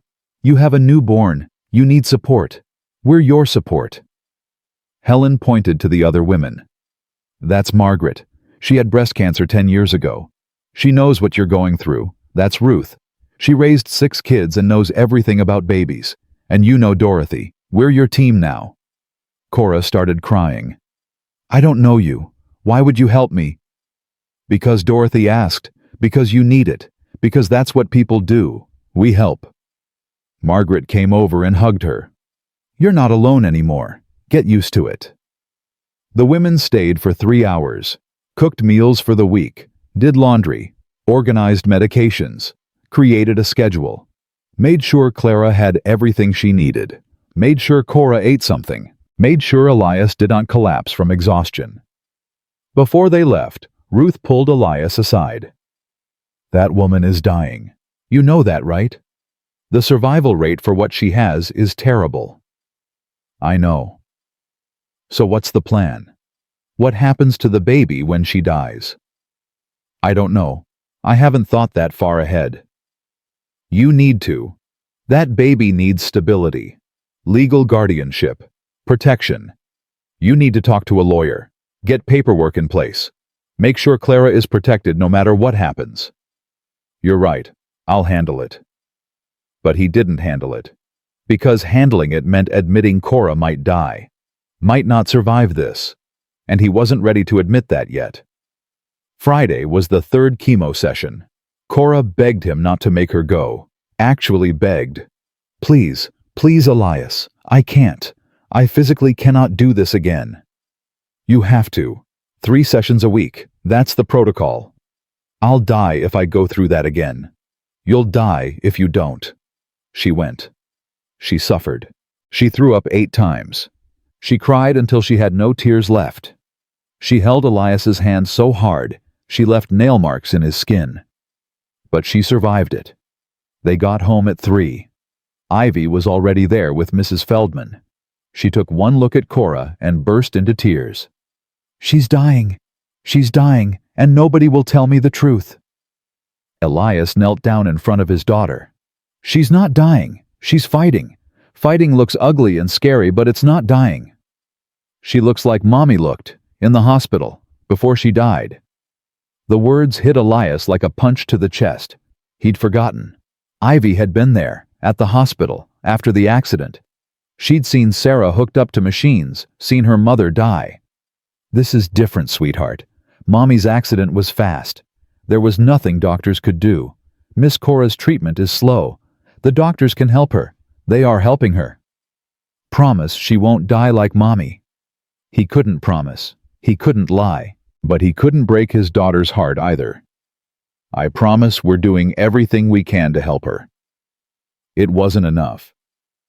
Ivy knew it wasn't enough. But she nodded anyway because she was 7 and she didn't have any other choice. That weekend was brutal. Cora could barely get off the couch, could barely eat, could barely hold Clara. The drugs had destroyed her appetite, her energy, her will. Sunday night, Elias found her standing at the window again, staring out at the city. "I'm not going to make it," she said quietly. "I can feel it. My body is giving up." "Your body is fighting. There's a difference." "I don't want to fight anymore. I'm so tired, Elias. So tired." "I know, but you have to keep going. For Clara. Clara would be better off without me. She'd have you. She'd have Ivy. She'd have Mrs. Feldman and Helen and Margaret and Ruth. She'd have a whole village. What does she need me for?" "Because you're her mother. That's irreplaceable." "I'm a dying mother. That's worse than no mother at all." "That's not true. That's the depression talking. That's the drugs and the exhaustion and the fear." "What if it's not? What if it's reality?" Elias turned her around to face him, looked her directly in the eyes. "Reality is that you're still breathing. You're still fighting. You're still here. As long as that's true, there's hope. Don't give up now. Not when we've come this far." "I don't know if I have anything left to give." "Then borrow my strength. Borrow Ivy's hope. Borrow Mrs. Feldman's stubbornness. You don't have to do this alone." Cora leaned against him and cried, deep wrenching sobs that shook her whole body. Elias held her and let her cry. Let her fall apart, because sometimes falling apart is the only way to keep going. Clara woke up screaming. Cora pulled away, wiping her eyes. "I'll get her." "You sure?" "Yeah, I need to do something that makes me feel useful. Feel like a mother instead of a patient." She picked up Clara and sat down to feed her. The baby calmed immediately, latched onto the bottle, and drank like she'd been starving. Cora watched her daughter with such intense love that it hurt to witness. "She's going to be okay," Cora said softly. "No matter what happens to me, she's going to be okay because she has you. Thank you for that. Thank you for giving me peace. She's going to have both of us. Stop writing your obituary. You're not dead yet." "Not yet, but soon." "Stop it. Just stop. I'm not listening to this. You need to listen, because someone has to plan for what happens when I'm gone. Someone has to make sure Clara is protected, that she's safe, that she's legally yours and Derek can't show up and take her. We'll deal with Derek if he shows up. Right now we focus on keeping you alive." But Cora was right. They needed a plan. They needed legal protection. They needed to face reality instead of pretending hope was enough. Monday morning, week 2. 4th chemo session. Cora didn't fight this time. Just got in the car silently. Went through the motions. Endured the poison. Threw up. Cried. Survived. On the way home, she said, "I need you to do something for me. Anything. If I die, I need you to adopt Clara. Legally, officially. I need paperwork that says she's yours. I need to know Derek can't take her." "Okay, we'll talk to a lawyer. This week. We need to do it this week. I don't know how much time I have." "You have time. The treatment is working. The doctor said the tumor hasn't grown." "The doctor said it hasn't grown yet. That's different. That just means it's stable. Not shrinking. Not gone. Just stable." Stable is good. Stable means you have time.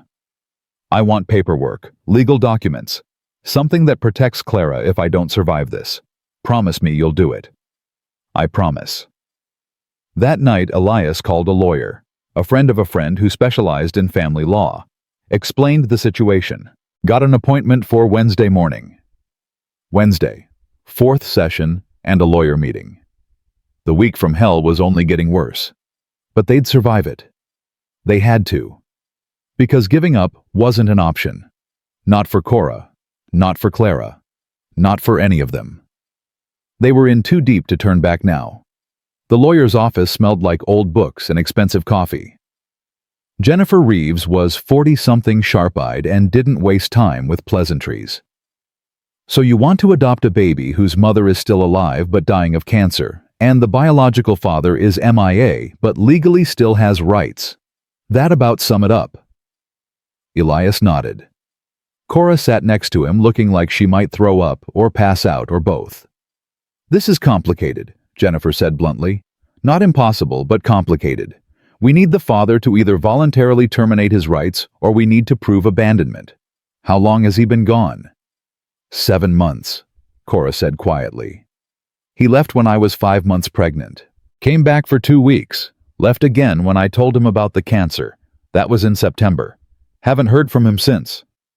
Did he provide any financial support? Visit the baby after she was born? Make any attempt at contact? No, nothing. He's not on social media. I don't even know where he's living now. That helps. 7 months of complete abandonment is a strong case. But we need to try to locate him first. Legal requirement. We have to prove we made a good faith effort to contact him before we can proceed without his consent. Jennifer typed something on her computer. What's his full name? Derek Michael Chen. Last address I have is on Lakeshore Drive, apartment 412, but he's not there anymore. Landlord said he moved out in October. Employer. He worked at some tech startup downtown. I don't remember the name. Something with digital in it. Jennifer made notes. I'll have my investigator track him down. In the meantime, we need to establish legal guardianship for you. She looked at Elias. Temporary guardianship first. That gives you immediate legal rights to make decisions for Clara. Medical, financial, everything. Then if Cora passes, we convert it to full adoption. If she survives, she retains her rights and you become a legal co-parent. How long does this take? Cora asked. Fast track 3 to 4 weeks for temporary guardianship. Adoption after that depends on finding the father. Could be 3 months, could be 6, could be longer if he fights it. I don't have 3 months. The words hung in the air like smoke. Jennifer's expression softened slightly. How long do you have? I don't know. The doctors won't give me a timeline, but I can feel my body shutting down. I don't think I have months. I might not have weeks. Then we move fast. I'll file the temporary guardianship paperwork today. We should have a court date within 10 days. You'll need to testify. So will Elias. Character witnesses help. Anyone who can vouch for his ability to care for Clara. Mrs. Feldman, Elias said immediately. My neighbor. She's known me for 3 years. She'll testify. Good. Anyone else? Teachers, employers, friends. My boss, Marcus. He's seen me with Ivy. He knows I'm a good father. Better. We'll need documentation too. Proof of income, background check, home study. I'll get the ball rolling today. Jennifer looked at Cora. I need you to write a letter, detailed, explaining why you want Elias to have custody, why he's the best choice for Clara, your mental state, your diagnosis, your reasoning. Make it personal, make it count. Judges respond to emotion. I can do that. One more thing. Jennifer's voice went serious. If Derek shows up during this process and wants custody, this gets messy. Really messy. He has biological rights. You're not married to Elias. There's no legal relationship between him and Clara except your verbal agreement. A judge might rule in Derek's favor just based on biology. Derek doesn't want her. He made that clear. People change their minds, especially when they realize what they're giving up. I've seen it happen. Guy abandons his pregnant girlfriend, then shows up 2 years later demanding custody because he suddenly feels guilty, or his new girlfriend wants kids, or he decides he wants to be a father after all. It's a nightmare. So, what do? We move fast. We get that temporary guardianship locked down before Derek even knows what's happening. Once Elias has legal guardianship, Derek will have to fight to get it back. That's a much harder battle than preventing it in the first place. They left the lawyer's office with a folder full of paperwork and a court date scheduled for 2 weeks out.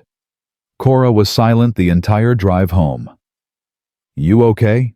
Elias asked. No, I'm terrified. What if Derek shows up?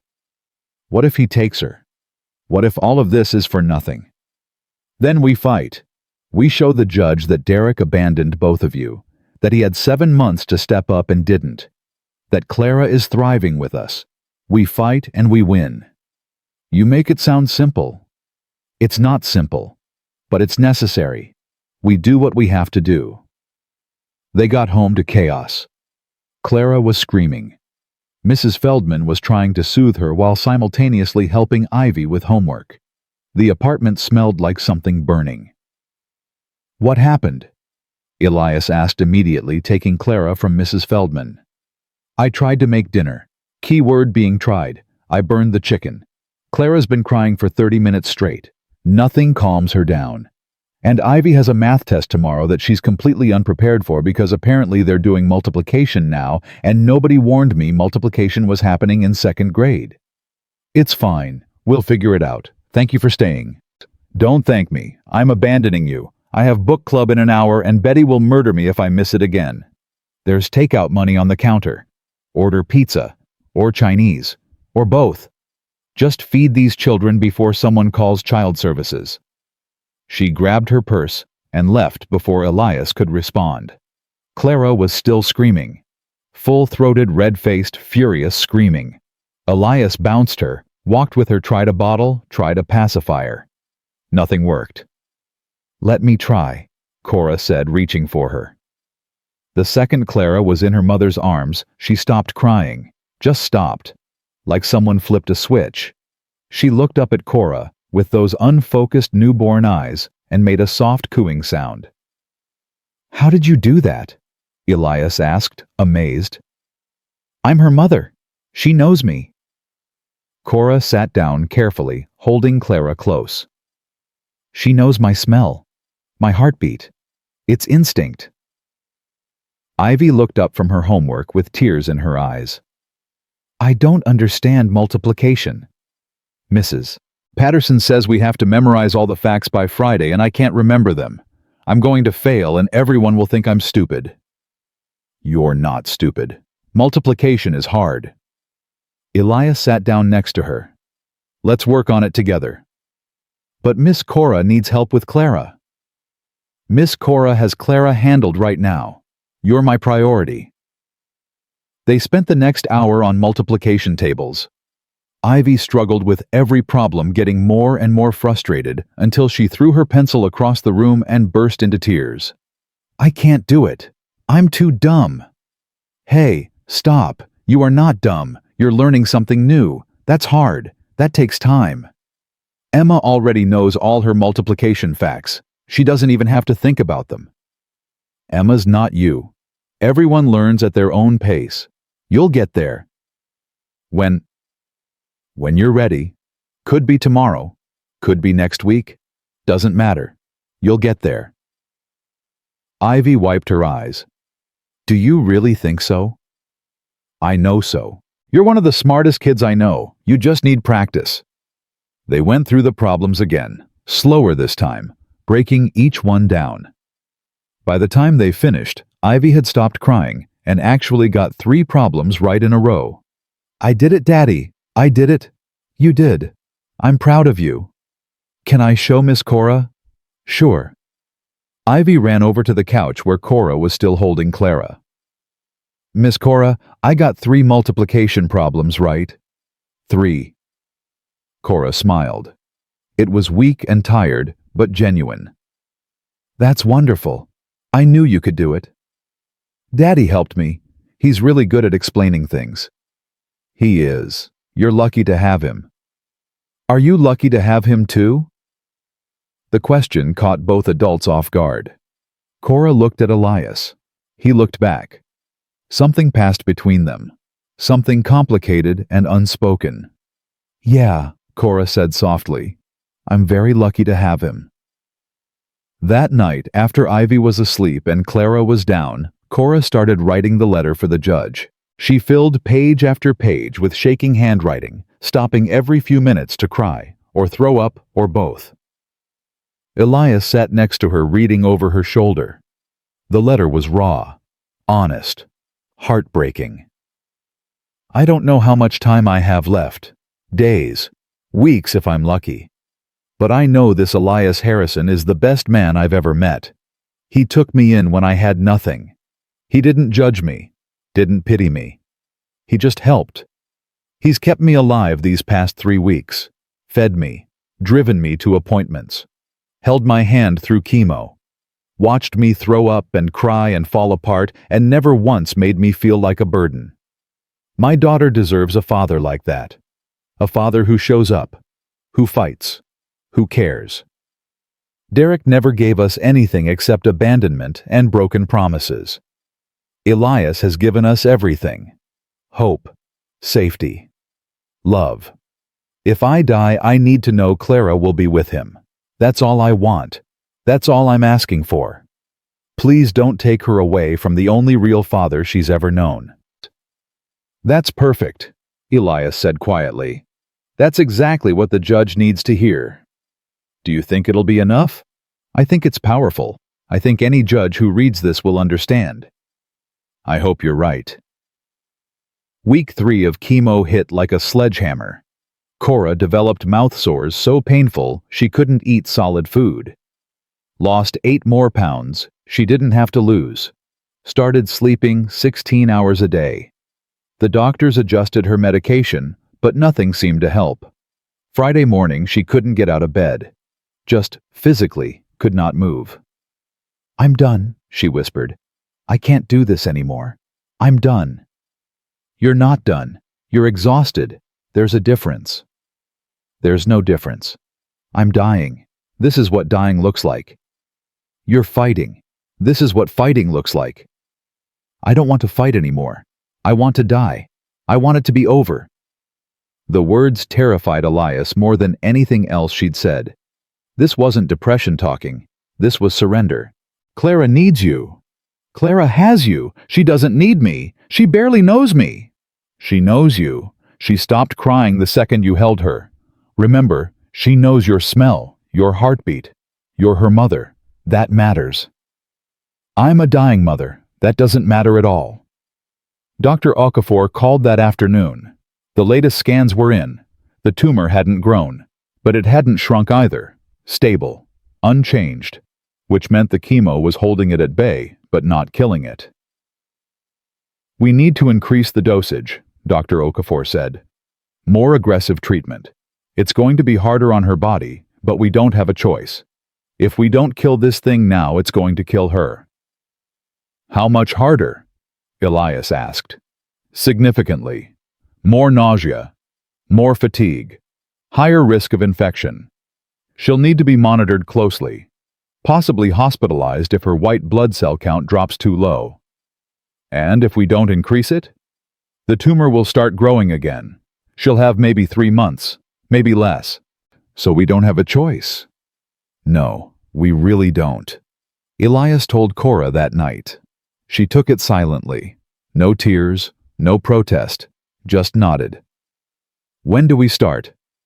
"Monday, higher dose, longer sessions, 5 hours instead of 4. "Okay?" "That's it. Just okay." What else is there to say? I either do it and suffer, or I don't do it and die. Those are my options. I choose suffering. Monday came. The new protocol was brutal. Cora threw up before they even started. Patricia had to give her IV anti-nausea medication just to get her stable enough to begin. 5 hours of hell. 5 hours of poison. 5 hours of watching Cora fade. On the drive home, she was completely unresponsive. Eyes open but not seeing. Breathing but not there. "Cora, can you hear me?" "Nothing." "Cora, stay with me. We're almost home." Still nothing. Elias pulled over, checked her pulse. Still beating. Checked her breathing. Still breathing. But she was gone. Checked out. Shut down. He called Dr. Okafor. She told him to bring Cora to the ER immediately.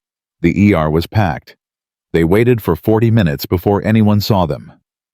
By then, Cora had woken up slightly. Confused. Disoriented. Didn't know where she was or how she got there. They admitted her. Severe dehydration. Dangerously low white blood cell count. Infection risk through the roof. She needed IV fluids and monitoring. At least 3 days in the hospital, maybe longer. "What about Clara?" Cora asked weakly. "Who's taking care of Clara?" "Mrs. Feldman has her. She's fine. Don't worry about Clara. You focus on getting better." "I can't stay here for 3 days. I need to be with my baby." "Your baby needs you alive. That means staying here and letting them help you." "I hate this. I hate all of this." "I know, but we're halfway through. 6 more weeks and we're done." 6 weeks might as well be 6 years. I won't make it. "You will. You're stronger than you think." "I'm not strong. I'm barely hanging on." A nurse came in with more medication, more fluids, more interventions. Cora fell asleep mid-sentence.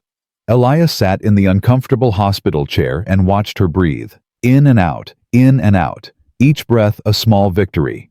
His phone buzzed. Mrs. Feldman. He stepped into the hallway to answer. "How is she?" "Not good. They're keeping her for at least 3 days." "And you?" "I'm fine." "Liar? You sound terrible. When did you last eat?" Elias tried to remember. "Breakfast number yesterday, maybe." "I don't know."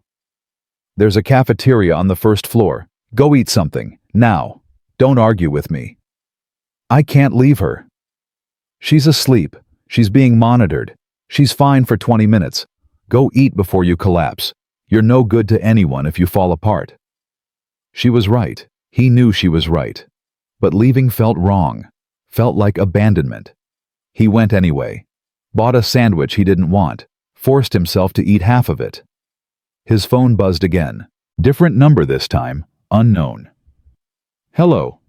Is this Elias Harrison?" Male voice. Young, nervous. "Yes. Who's this?" "My name is Derek Chen. I'm calling about my daughter." Everything stopped. The cafeteria noise faded. The world narrowed to just that voice on the phone. "How did you get this number?" "I have friends. People who know things. I heard Clara is with you. I heard Cora is sick. I want to see my daughter." "You gave up that right when you abandoned her." "I didn't abandon her. I left because I couldn't handle the situation. That's different." "Not to a judge, it's not. I'm her father. I have rights." "You signed the birth certificate and then disappeared. You haven't provided any support, any contact, anything. You have no rights." "That's not true. Biologically, she's mine. Legally, I'm still her father. I want to meet her. I want to be in her life." "Why now?" "Where were you 3 weeks ago when Cora was homeless and dying? Where were you when Clara was born? Where were you when they needed you?" "I was scared. I made mistakes. But I'm ready now. I want to do the right thing." "The right thing was showing up 7 months ago. You're too late." "I'll go to court if I have to. I'll fight for custody." "Then fight. We'll see you in court." Elias hung up. His hands were shaking. His heart was racing. This was the nightmare Jennifer had warned them about. Derek was back, and he wanted Clara. He called Jennifer immediately, left a voicemail explaining everything. Then he went back to Cora's room. She was awake. Barely, but awake. "Derek called," Elias said without preamble. "He knows about Clara. He wants custody." Cora's face went white. "No, no, he can't have her. He can't." "We're not going to let that happen." "You don't understand. If he fights for custody, he might win. Biology matters. He's her father. I'm dying. The court might give her to him." "Then we fight harder. We show the judge what he did, how he abandoned you, how he's only showing up now because he feels guilty or wants to look good or whatever his reason is. We show them he's not fit to be a father. What if it's not enough? Then we figure something else out. But we don't give up. We never give up." Cora started crying. Deep, body-shaking sobs. "I can't lose her. I can't. She's all I have. She's everything." "You're not going to lose her. I promise." "You can't promise that. Watch me." The court date was in 8 days. 8 days to build their case. 8 days to prove Derek was unfit. 8 days to protect Clara from a man who'd already abandoned her once. Jennifer called back 30 minutes later. "I heard your message. This is bad. This is really bad." "I know. What do? We document everything.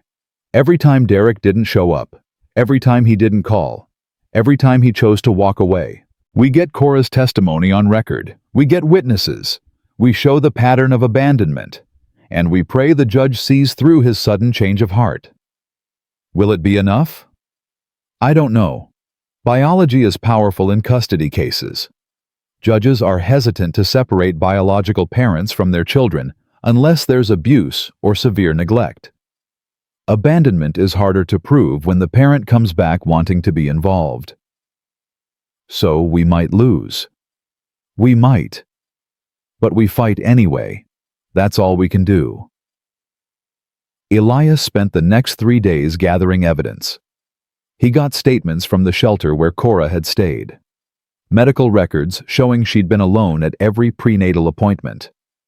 Documentation that Derek hadn't contributed financially to anything. He talked to Cora's former landlord, who confirmed Derek had moved out and never came back.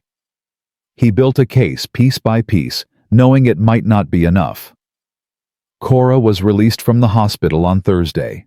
Weak, exhausted, but determined. "But I'm testifying," she said. "I don't care how sick I am. I'm standing in front of that judge and telling them everything Derek did to us. Everything he didn't do. They need to hear it from me." "You can barely stand." "Then I'll sit. But I'm testifying. This is my daughter, my choice. I'm not letting some judge decide her future without hearing from me first." Friday afternoon, Derek showed up at the apartment. Elias opened the door to find a young Asian man in an expensive suit standing in the hallway.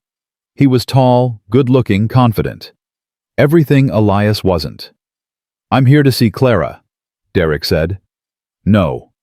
I have a right to see my daughter." "You have no rights. Come back with a court order." "I just want to meet her. 5 minutes. That's all I'm asking." "And I'm saying no.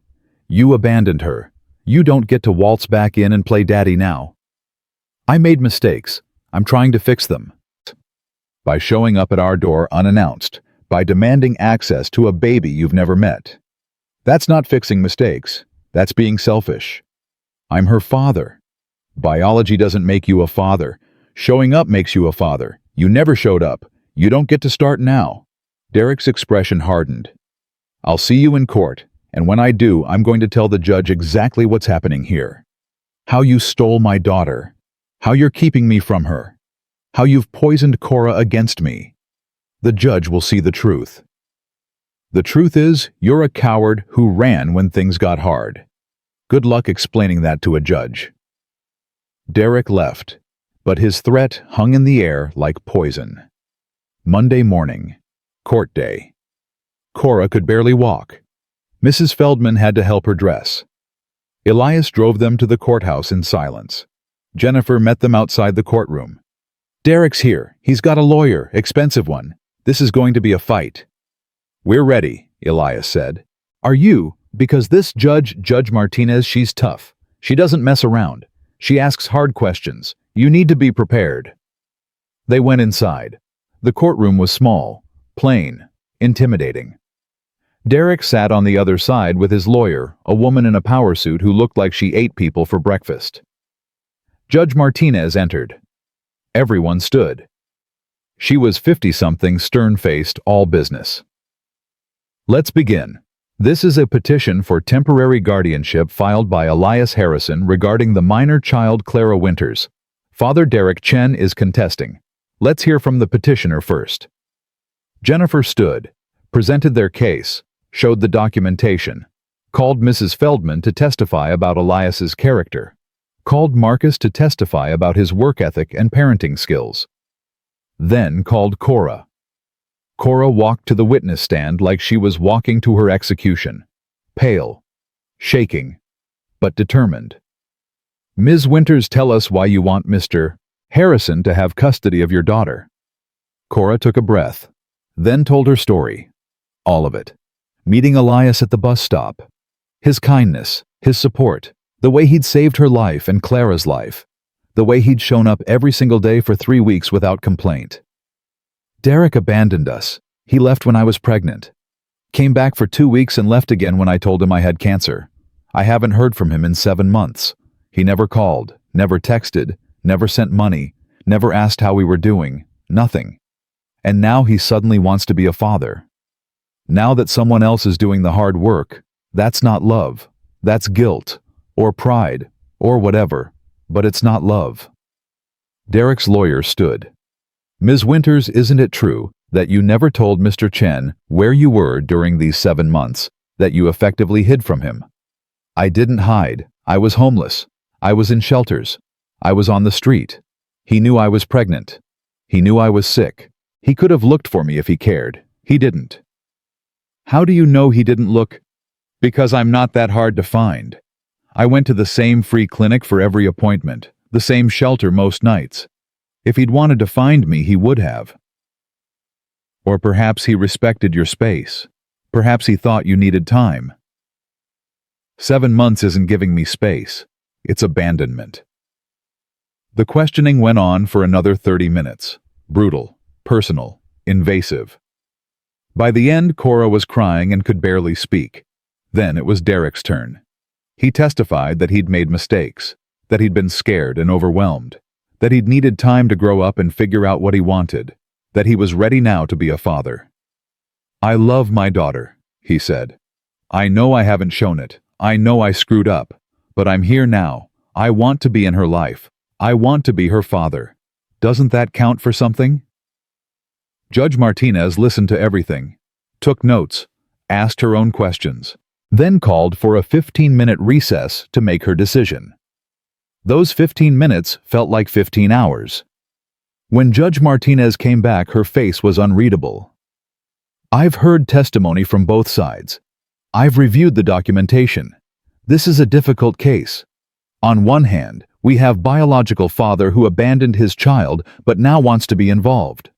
On the other hand, we have a non-biological guardian who stepped up when no one else would. Both have merit. Both have flaws. Elias held his breath. However, what matters most is the best interest of the child. Clara is 3 weeks old. She has no relationship with her biological father. She has no memory of him. What she does have is stability with Mr. Harrison.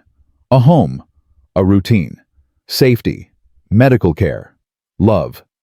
To remove her from that environment and place her with someone she's never met would be traumatic and potentially harmful. Derek's lawyer started to object. Judge Martinez held up her hand. Mr. Chen, you have rights as a biological father, but rights come with responsibilities. You chose not to exercise those responsibilities for 7 months. You chose not to be involved. You chose to walk away when your child needed you most. That has consequences. The consequence here is that you don't get to suddenly demand custody when it's convenient for you. She looked directly at Derek. If you genuinely want to be in your daughter's life, you need to prove it. Supervised visitation. Start slow.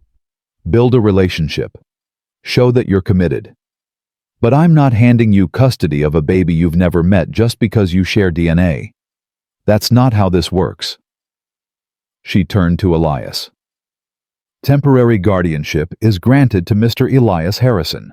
Full legal authority to make decisions regarding Clara's welfare, medical care, and upbringing. This guardianship remains in effect until further order of the court, or until Ms. Winters is able to resume care. Mr. Chen, you may petition for supervised visitation. We'll revisit custody in 6 months. The gavel came down. It was over. They'd won. Elias looked at Cora. She was crying. Relief and exhaustion and everything in between. We did it, she whispered. She's safe. She's yours. She's safe. Derek stormed out of the courtroom without a word. His lawyer followed, already talking about appeals. But none of that mattered. Clara was safe. Legally. Officially. Protected. They went home and Cora collapsed on the couch and slept for 14 hours straight. When she woke up, she said 4 words that changed everything. I want to live. Not I might live or I hope to live. I want to live. And for the first time since Elias had met her, he believed she actually might. Wanting to live and actually living turned out to be 2 very different things. The next 3 weeks were the hardest yet. Cora's body fought the chemo like it was fighting for survival, which in a way it was. She lost more weight, developed infections that required antibiotics, spent 2 more nights in the hospital when her fever spiked to 104. But something had shifted, some fundamental change in her. She stopped saying she wanted to die, stopped talking about giving up. Instead, she fought, tooth and nail, every single day. I'm not leaving her, she told Elias one night after a particularly brutal session. I'm not leaving Clara without a mother. I refuse. Then don't. Keep fighting. Keep showing up. I'm so tired of fighting. I know, but you're winning. The scans show the tumor shrinking, actually shrinking. Dr. Okafor said it's down 15% from where it started. 15% isn't enough. It's progress. That's something. Cora looked over at Clara sleeping peacefully in the bassinet. She was 6 weeks old now, getting bigger, more alert, starting to focus on faces and smile when she saw people she knew. She smiled at me yesterday, Cora said softly. A real smile, not gas, not a reflex. She looked right at me and smiled. I know, I saw. That's the first time she's really seen me, really recognized me. I can't leave now. Not when she's just starting to know who I am. Week 5 of chemo. Cora threw up less, slept less, started eating small amounts without immediately getting sick. Her body was adapting, learning to survive the poison while it killed the tumor. Dr. Okafor was cautiously optimistic. The tumor is responding well to treatment. Better than I expected, honestly. It's down 28% now. If this continues, we might actually beat this thing. Might? Cora asked. Not will. Cancer is unpredictable. We never say will. But might is better than nothing. Might means there's hope. Hope. That dangerous, beautiful word that Cora had stopped believing in months ago. Now it was back. Fragile. Tentative. But there. Ivy noticed the change too. Miss Cora looks different, she told her father one night. Less gray, more real. She's getting stronger. Is she going to stay with us forever? The question caught Elias off guard. He'd been so focused on keeping Cora alive that he hadn't thought about what happened after. If she survived, where would she go? Back to living alone. Find her own place. Stay here. I don't know, sweetheart. We'll figure it out when the time comes. I hope she stays. I like having her here, and Clara needs her mama. She does. Do you like having them here? Another dangerous question. One Elias wasn't ready to answer honestly, because the truth was complicated, messy, terrifying. The truth was, he'd started looking forward to coming home, to seeing Cora on the couch with Clara, to hearing her voice, to making her laugh when she felt terrible, to holding her hand during the bad moments, to celebrating the small victories. The truth was, he'd started feeling things he had no business feeling for a dying woman who'd walked into his life 4 weeks ago. Yeah, he said carefully. I like having them here. Good. Me too. Week 6. The halfway point. Cora marked it by actually keeping down a full meal. Real food. Not just soup or crackers. Actual protein and vegetables. This is amazing, she said, finishing the last bite. I can't remember the last time I ate this much. September, Elias said. You told me you stopped eating normally in September. That's 5 months. 5 months of barely eating. No wonder I looked like a skeleton. You look better now. Still too thin, but better. I feel better. Stronger. Like maybe my body remembered how to function. Mrs. Feldman brought over a cake to celebrate. Homemade chocolate cake with thick frosting. Ivy ate 3 pieces. Clara spit up on everyone. Cora managed half a slice before her stomach protested. But it felt like a celebration. Like hope was becoming something real instead of just a concept. That night, after everyone else was asleep, Cora and Elias sat in the living room like they did most nights, talking quietly, watching Clara sleep, existing in the comfortable silence they'd developed. "I need to tell you something," Cora said suddenly. "Okay." "I'm scared." "Of the cancer?" "No, I'm scared of after. If I survive this, what happens? Where do I go? What do I do? I have no job, no money, no home, no plan. I've been so focused on not dying that I never thought about what happens if I actually live." "You stay here, with us, until you figure things out." "I can't stay here forever." "Why not?" The question hung between them.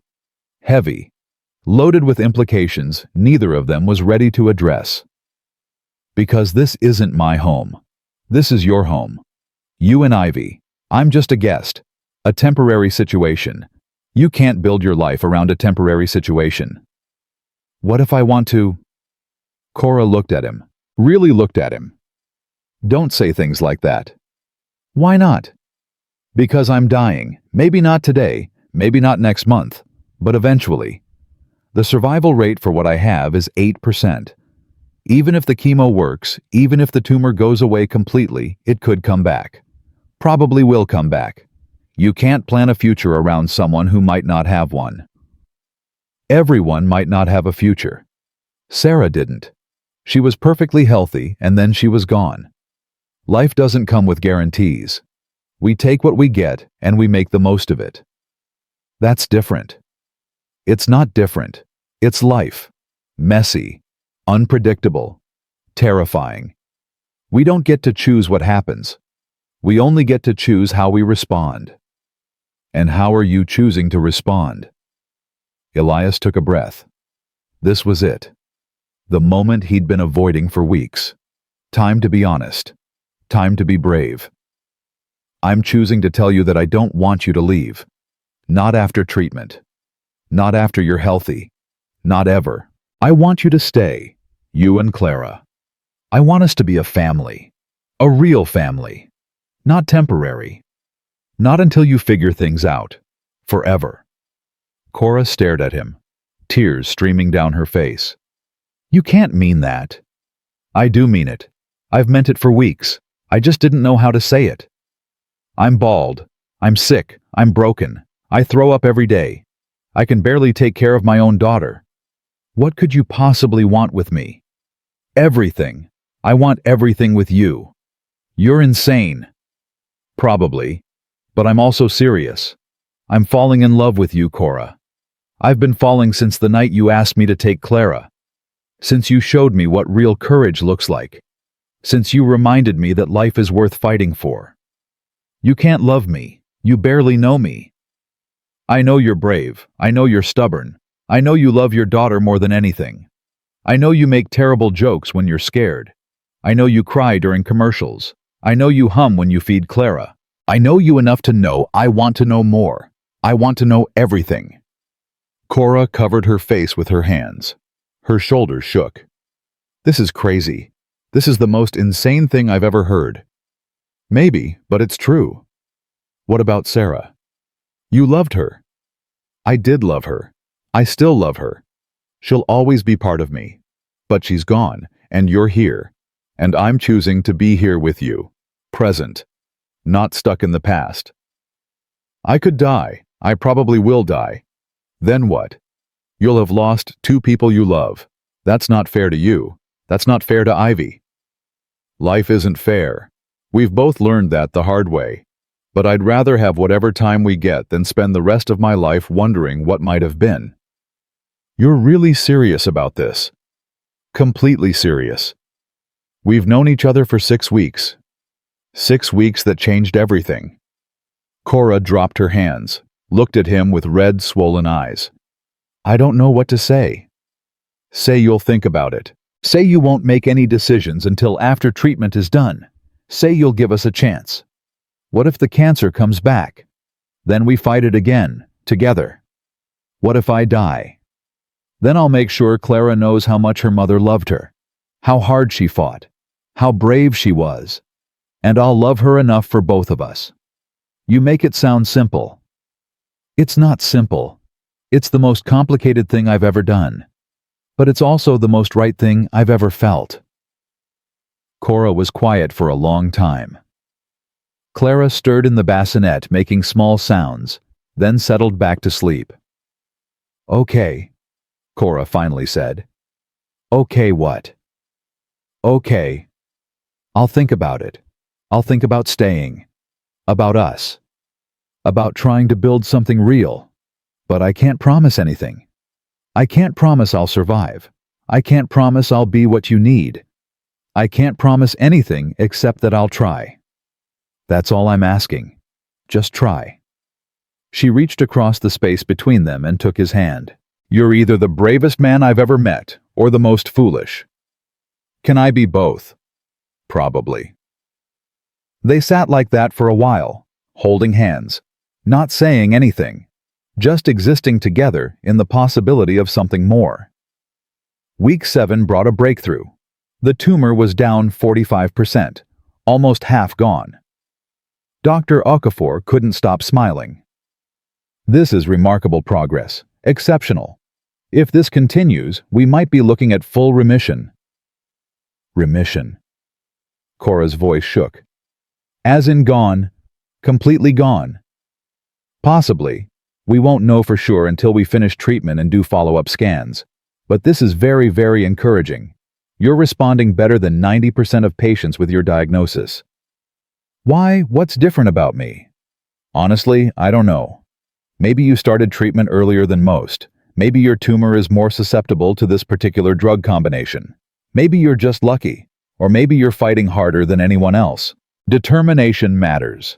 Mental state matters. You came in here 6 weeks ago ready to die. Now you're fighting like hell to live. That makes a difference.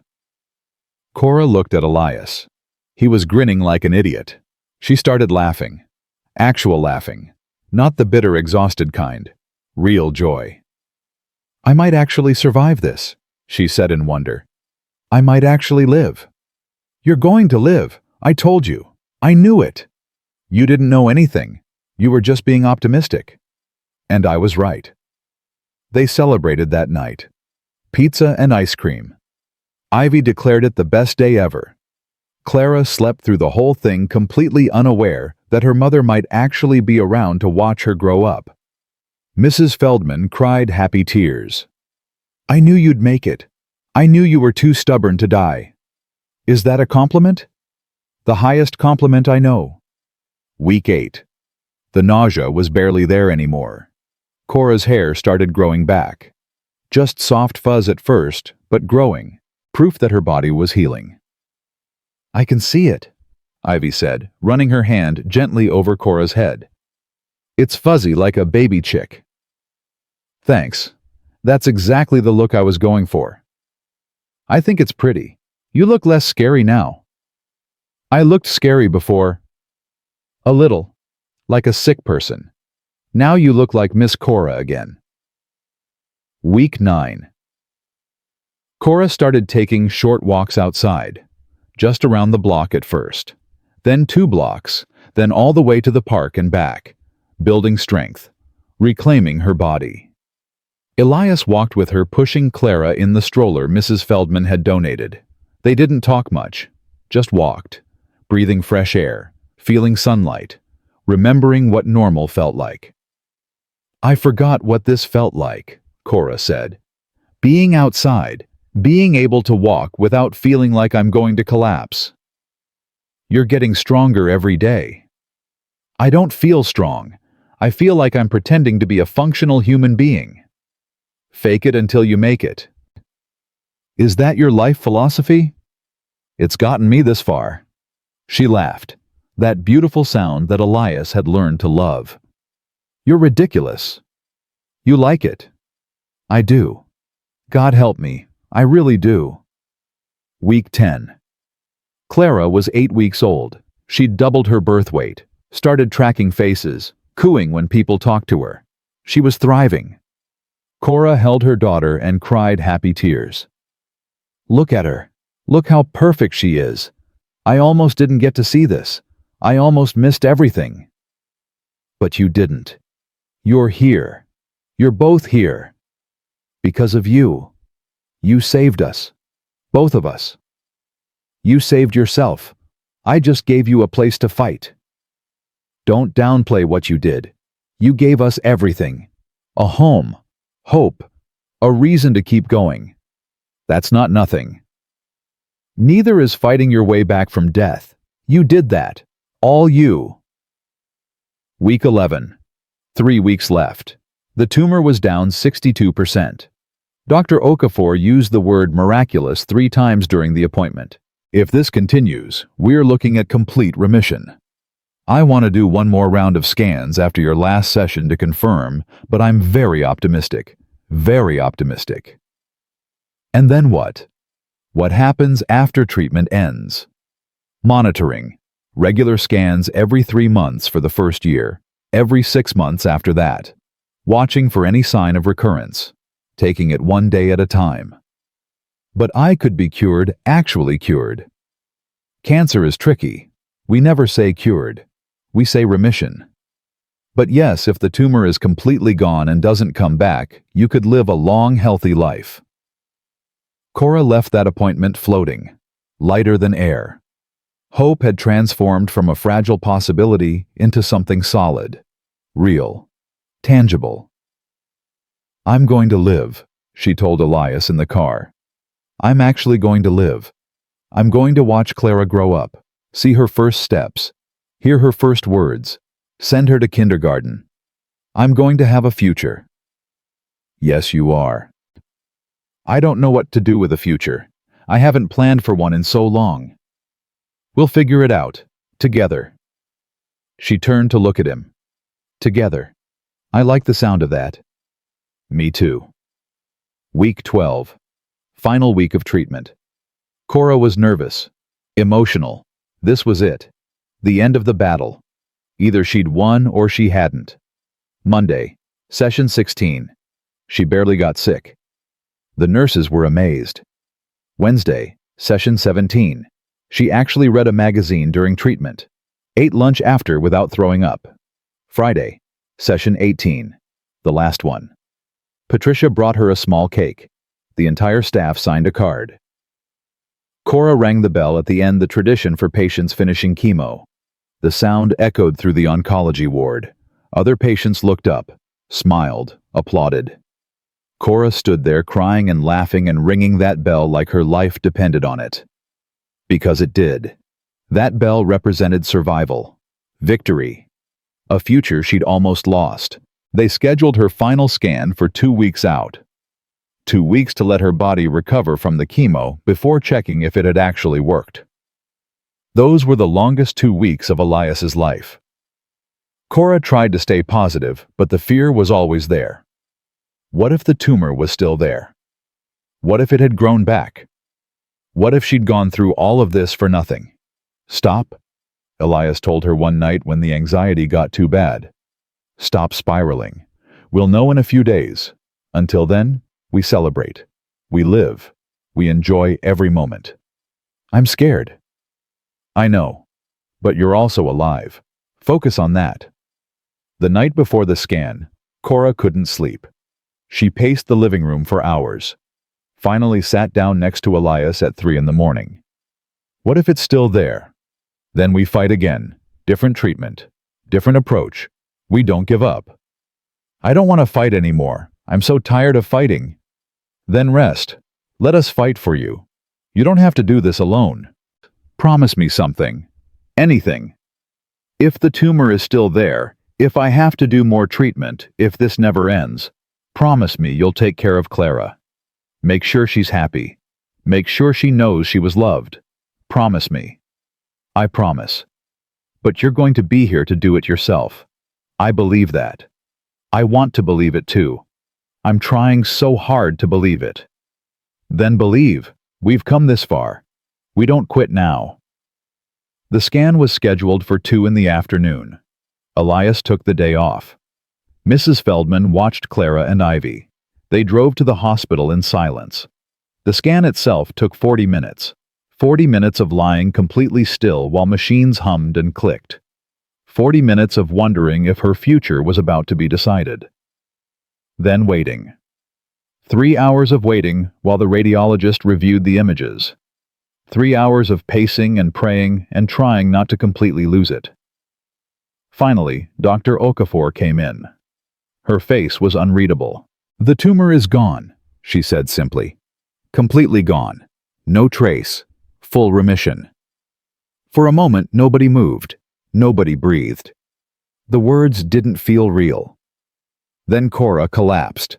Just fell apart, sobbing so hard she could barely breathe. Elias caught her, held her, cried with her. "It's gone," she kept saying. "It's really gone. I'm going to live. I'm actually going to live." "Yes, you are. I told you you'd make it." "I can't believe it. I can't believe it's real." "Believe it. You did it. You survived." They stayed in that room for another 30 minutes. Dr. Okafor explained the monitoring schedule, the lifestyle changes, the signs to watch for, the precautions to take. But none of it really sank in. The only thing that mattered was those 3 words: full remission. They drove home in a daze. Cora kept touching her head where her hair was growing back, kept looking at her hands like they belonged to someone else, kept saying, "I'm alive," over and over. Mrs. Feldman was waiting with champagne, sparkling cider for the kids. The apartment was decorated with balloons and streamers. Half the building was there. People Cora had never met, all celebrating her survival. "How did you know?" Cora asked Mrs. Feldman. "I didn't, but I believed. And I wanted to be ready when the good news came." Ivy threw herself at Cora. "You're better. You're really better. Does this mean you're staying forever?" Cora looked at Elias. He looked back. That question hung between them, the one they'd been dancing around for weeks. "Yeah," Cora said softly. "I think I'm staying forever." "Really?" Ivy's face lit up like Christmas morning. "Really? If your dad will have us." Elias crossed the room, stood in front of her, took her hands in his. "I told you weeks ago, I want you here, forever. You and Clara. That hasn't changed. That will never change. Even though I'm a mess, even though I have no job and no money and no plan. Especially because of all that. We'll figure it out. Together." You keep saying that word. Together. I mean it every time. Cora looked around the room, at Mrs. Feldman beaming, at Ivy bouncing excitedly, at Clara sleeping peacefully in the bassinet, at this makeshift family she'd stumbled into on the worst night of her life. "Okay," she said. "Okay. Together." 6 months later, Cora's hair had grown back. Short and dark and beautiful. She'd gained back the weight. Found a job at a local nonprofit helping homeless mothers. Started saving money for the future. Clara was 8 months old. Crawling. Babbling. Calling Elias Dada and Cora Mama and Ivy because she couldn't quite manage sister yet. Derek never came back. Never fought for visitation. Disappeared back into whatever life he was living. The adoption paperwork went through without contest. Clara was officially legally Elias's daughter. One evening in May, Elias took Cora to that bus stop, the one where they'd met, where her life had almost ended and somehow impossibly began instead. "Why are we here?" she asked. "Because this is where it started. This is where you asked me to help you. This is where everything changed. It feels like a lifetime ago, like it happened to someone else. It did happen to someone else. You're not the same person who sat on this bench. Neither are you. No, I'm not. You changed me. You and Clara. You reminded me what it means to really live." He got down on one knee, pulled out a small box. Cora's hands flew to her mouth. "I know it's fast. I know people will say it's crazy. But I've learned that life is too short to waste time. I love you. I love Clara. I want to spend whatever time we have building a life together. A real life. A family. Will you marry me?" Cora was crying. Happy tears this time. Always happy tears now. "You're insane. You know that, right? Completely insane." "Is that a yes?" "Yes. God, yes. Of course, yes." He slid the ring on her finger. It was small. Simple. All he could afford. But it was real. It was theirs. They got married 3 months later in Mrs. Feldman's backyard. Small ceremony. Close friends. Ivy was maid of honor. Clara was flower girl, even though she mostly just chewed on the petals. They placed a plaque at that bus stop afterward. Brass. Simple. It read, "Hope begins here." Because it did. Hope began at a frozen bus stop on the worst night of two people's lives. Hope began with 6 words. "Please take my baby. I'm dying." Hope began with one person brave enough to ask for help and another person brave enough to say yes. Love didn't arrive perfect. It arrived desperate and bald and holding a baby at midnight. It arrived broken and scared and fighting for survival. And that's what made it real. That's what made it worth everything. Years later, when Clara was old enough to ask about her story, they told her the truth. All of it. The cancer, the bus stop, the stranger who became her father, the mother who fought death itself to stay with her. "So Mama was really sick?" Clara asked.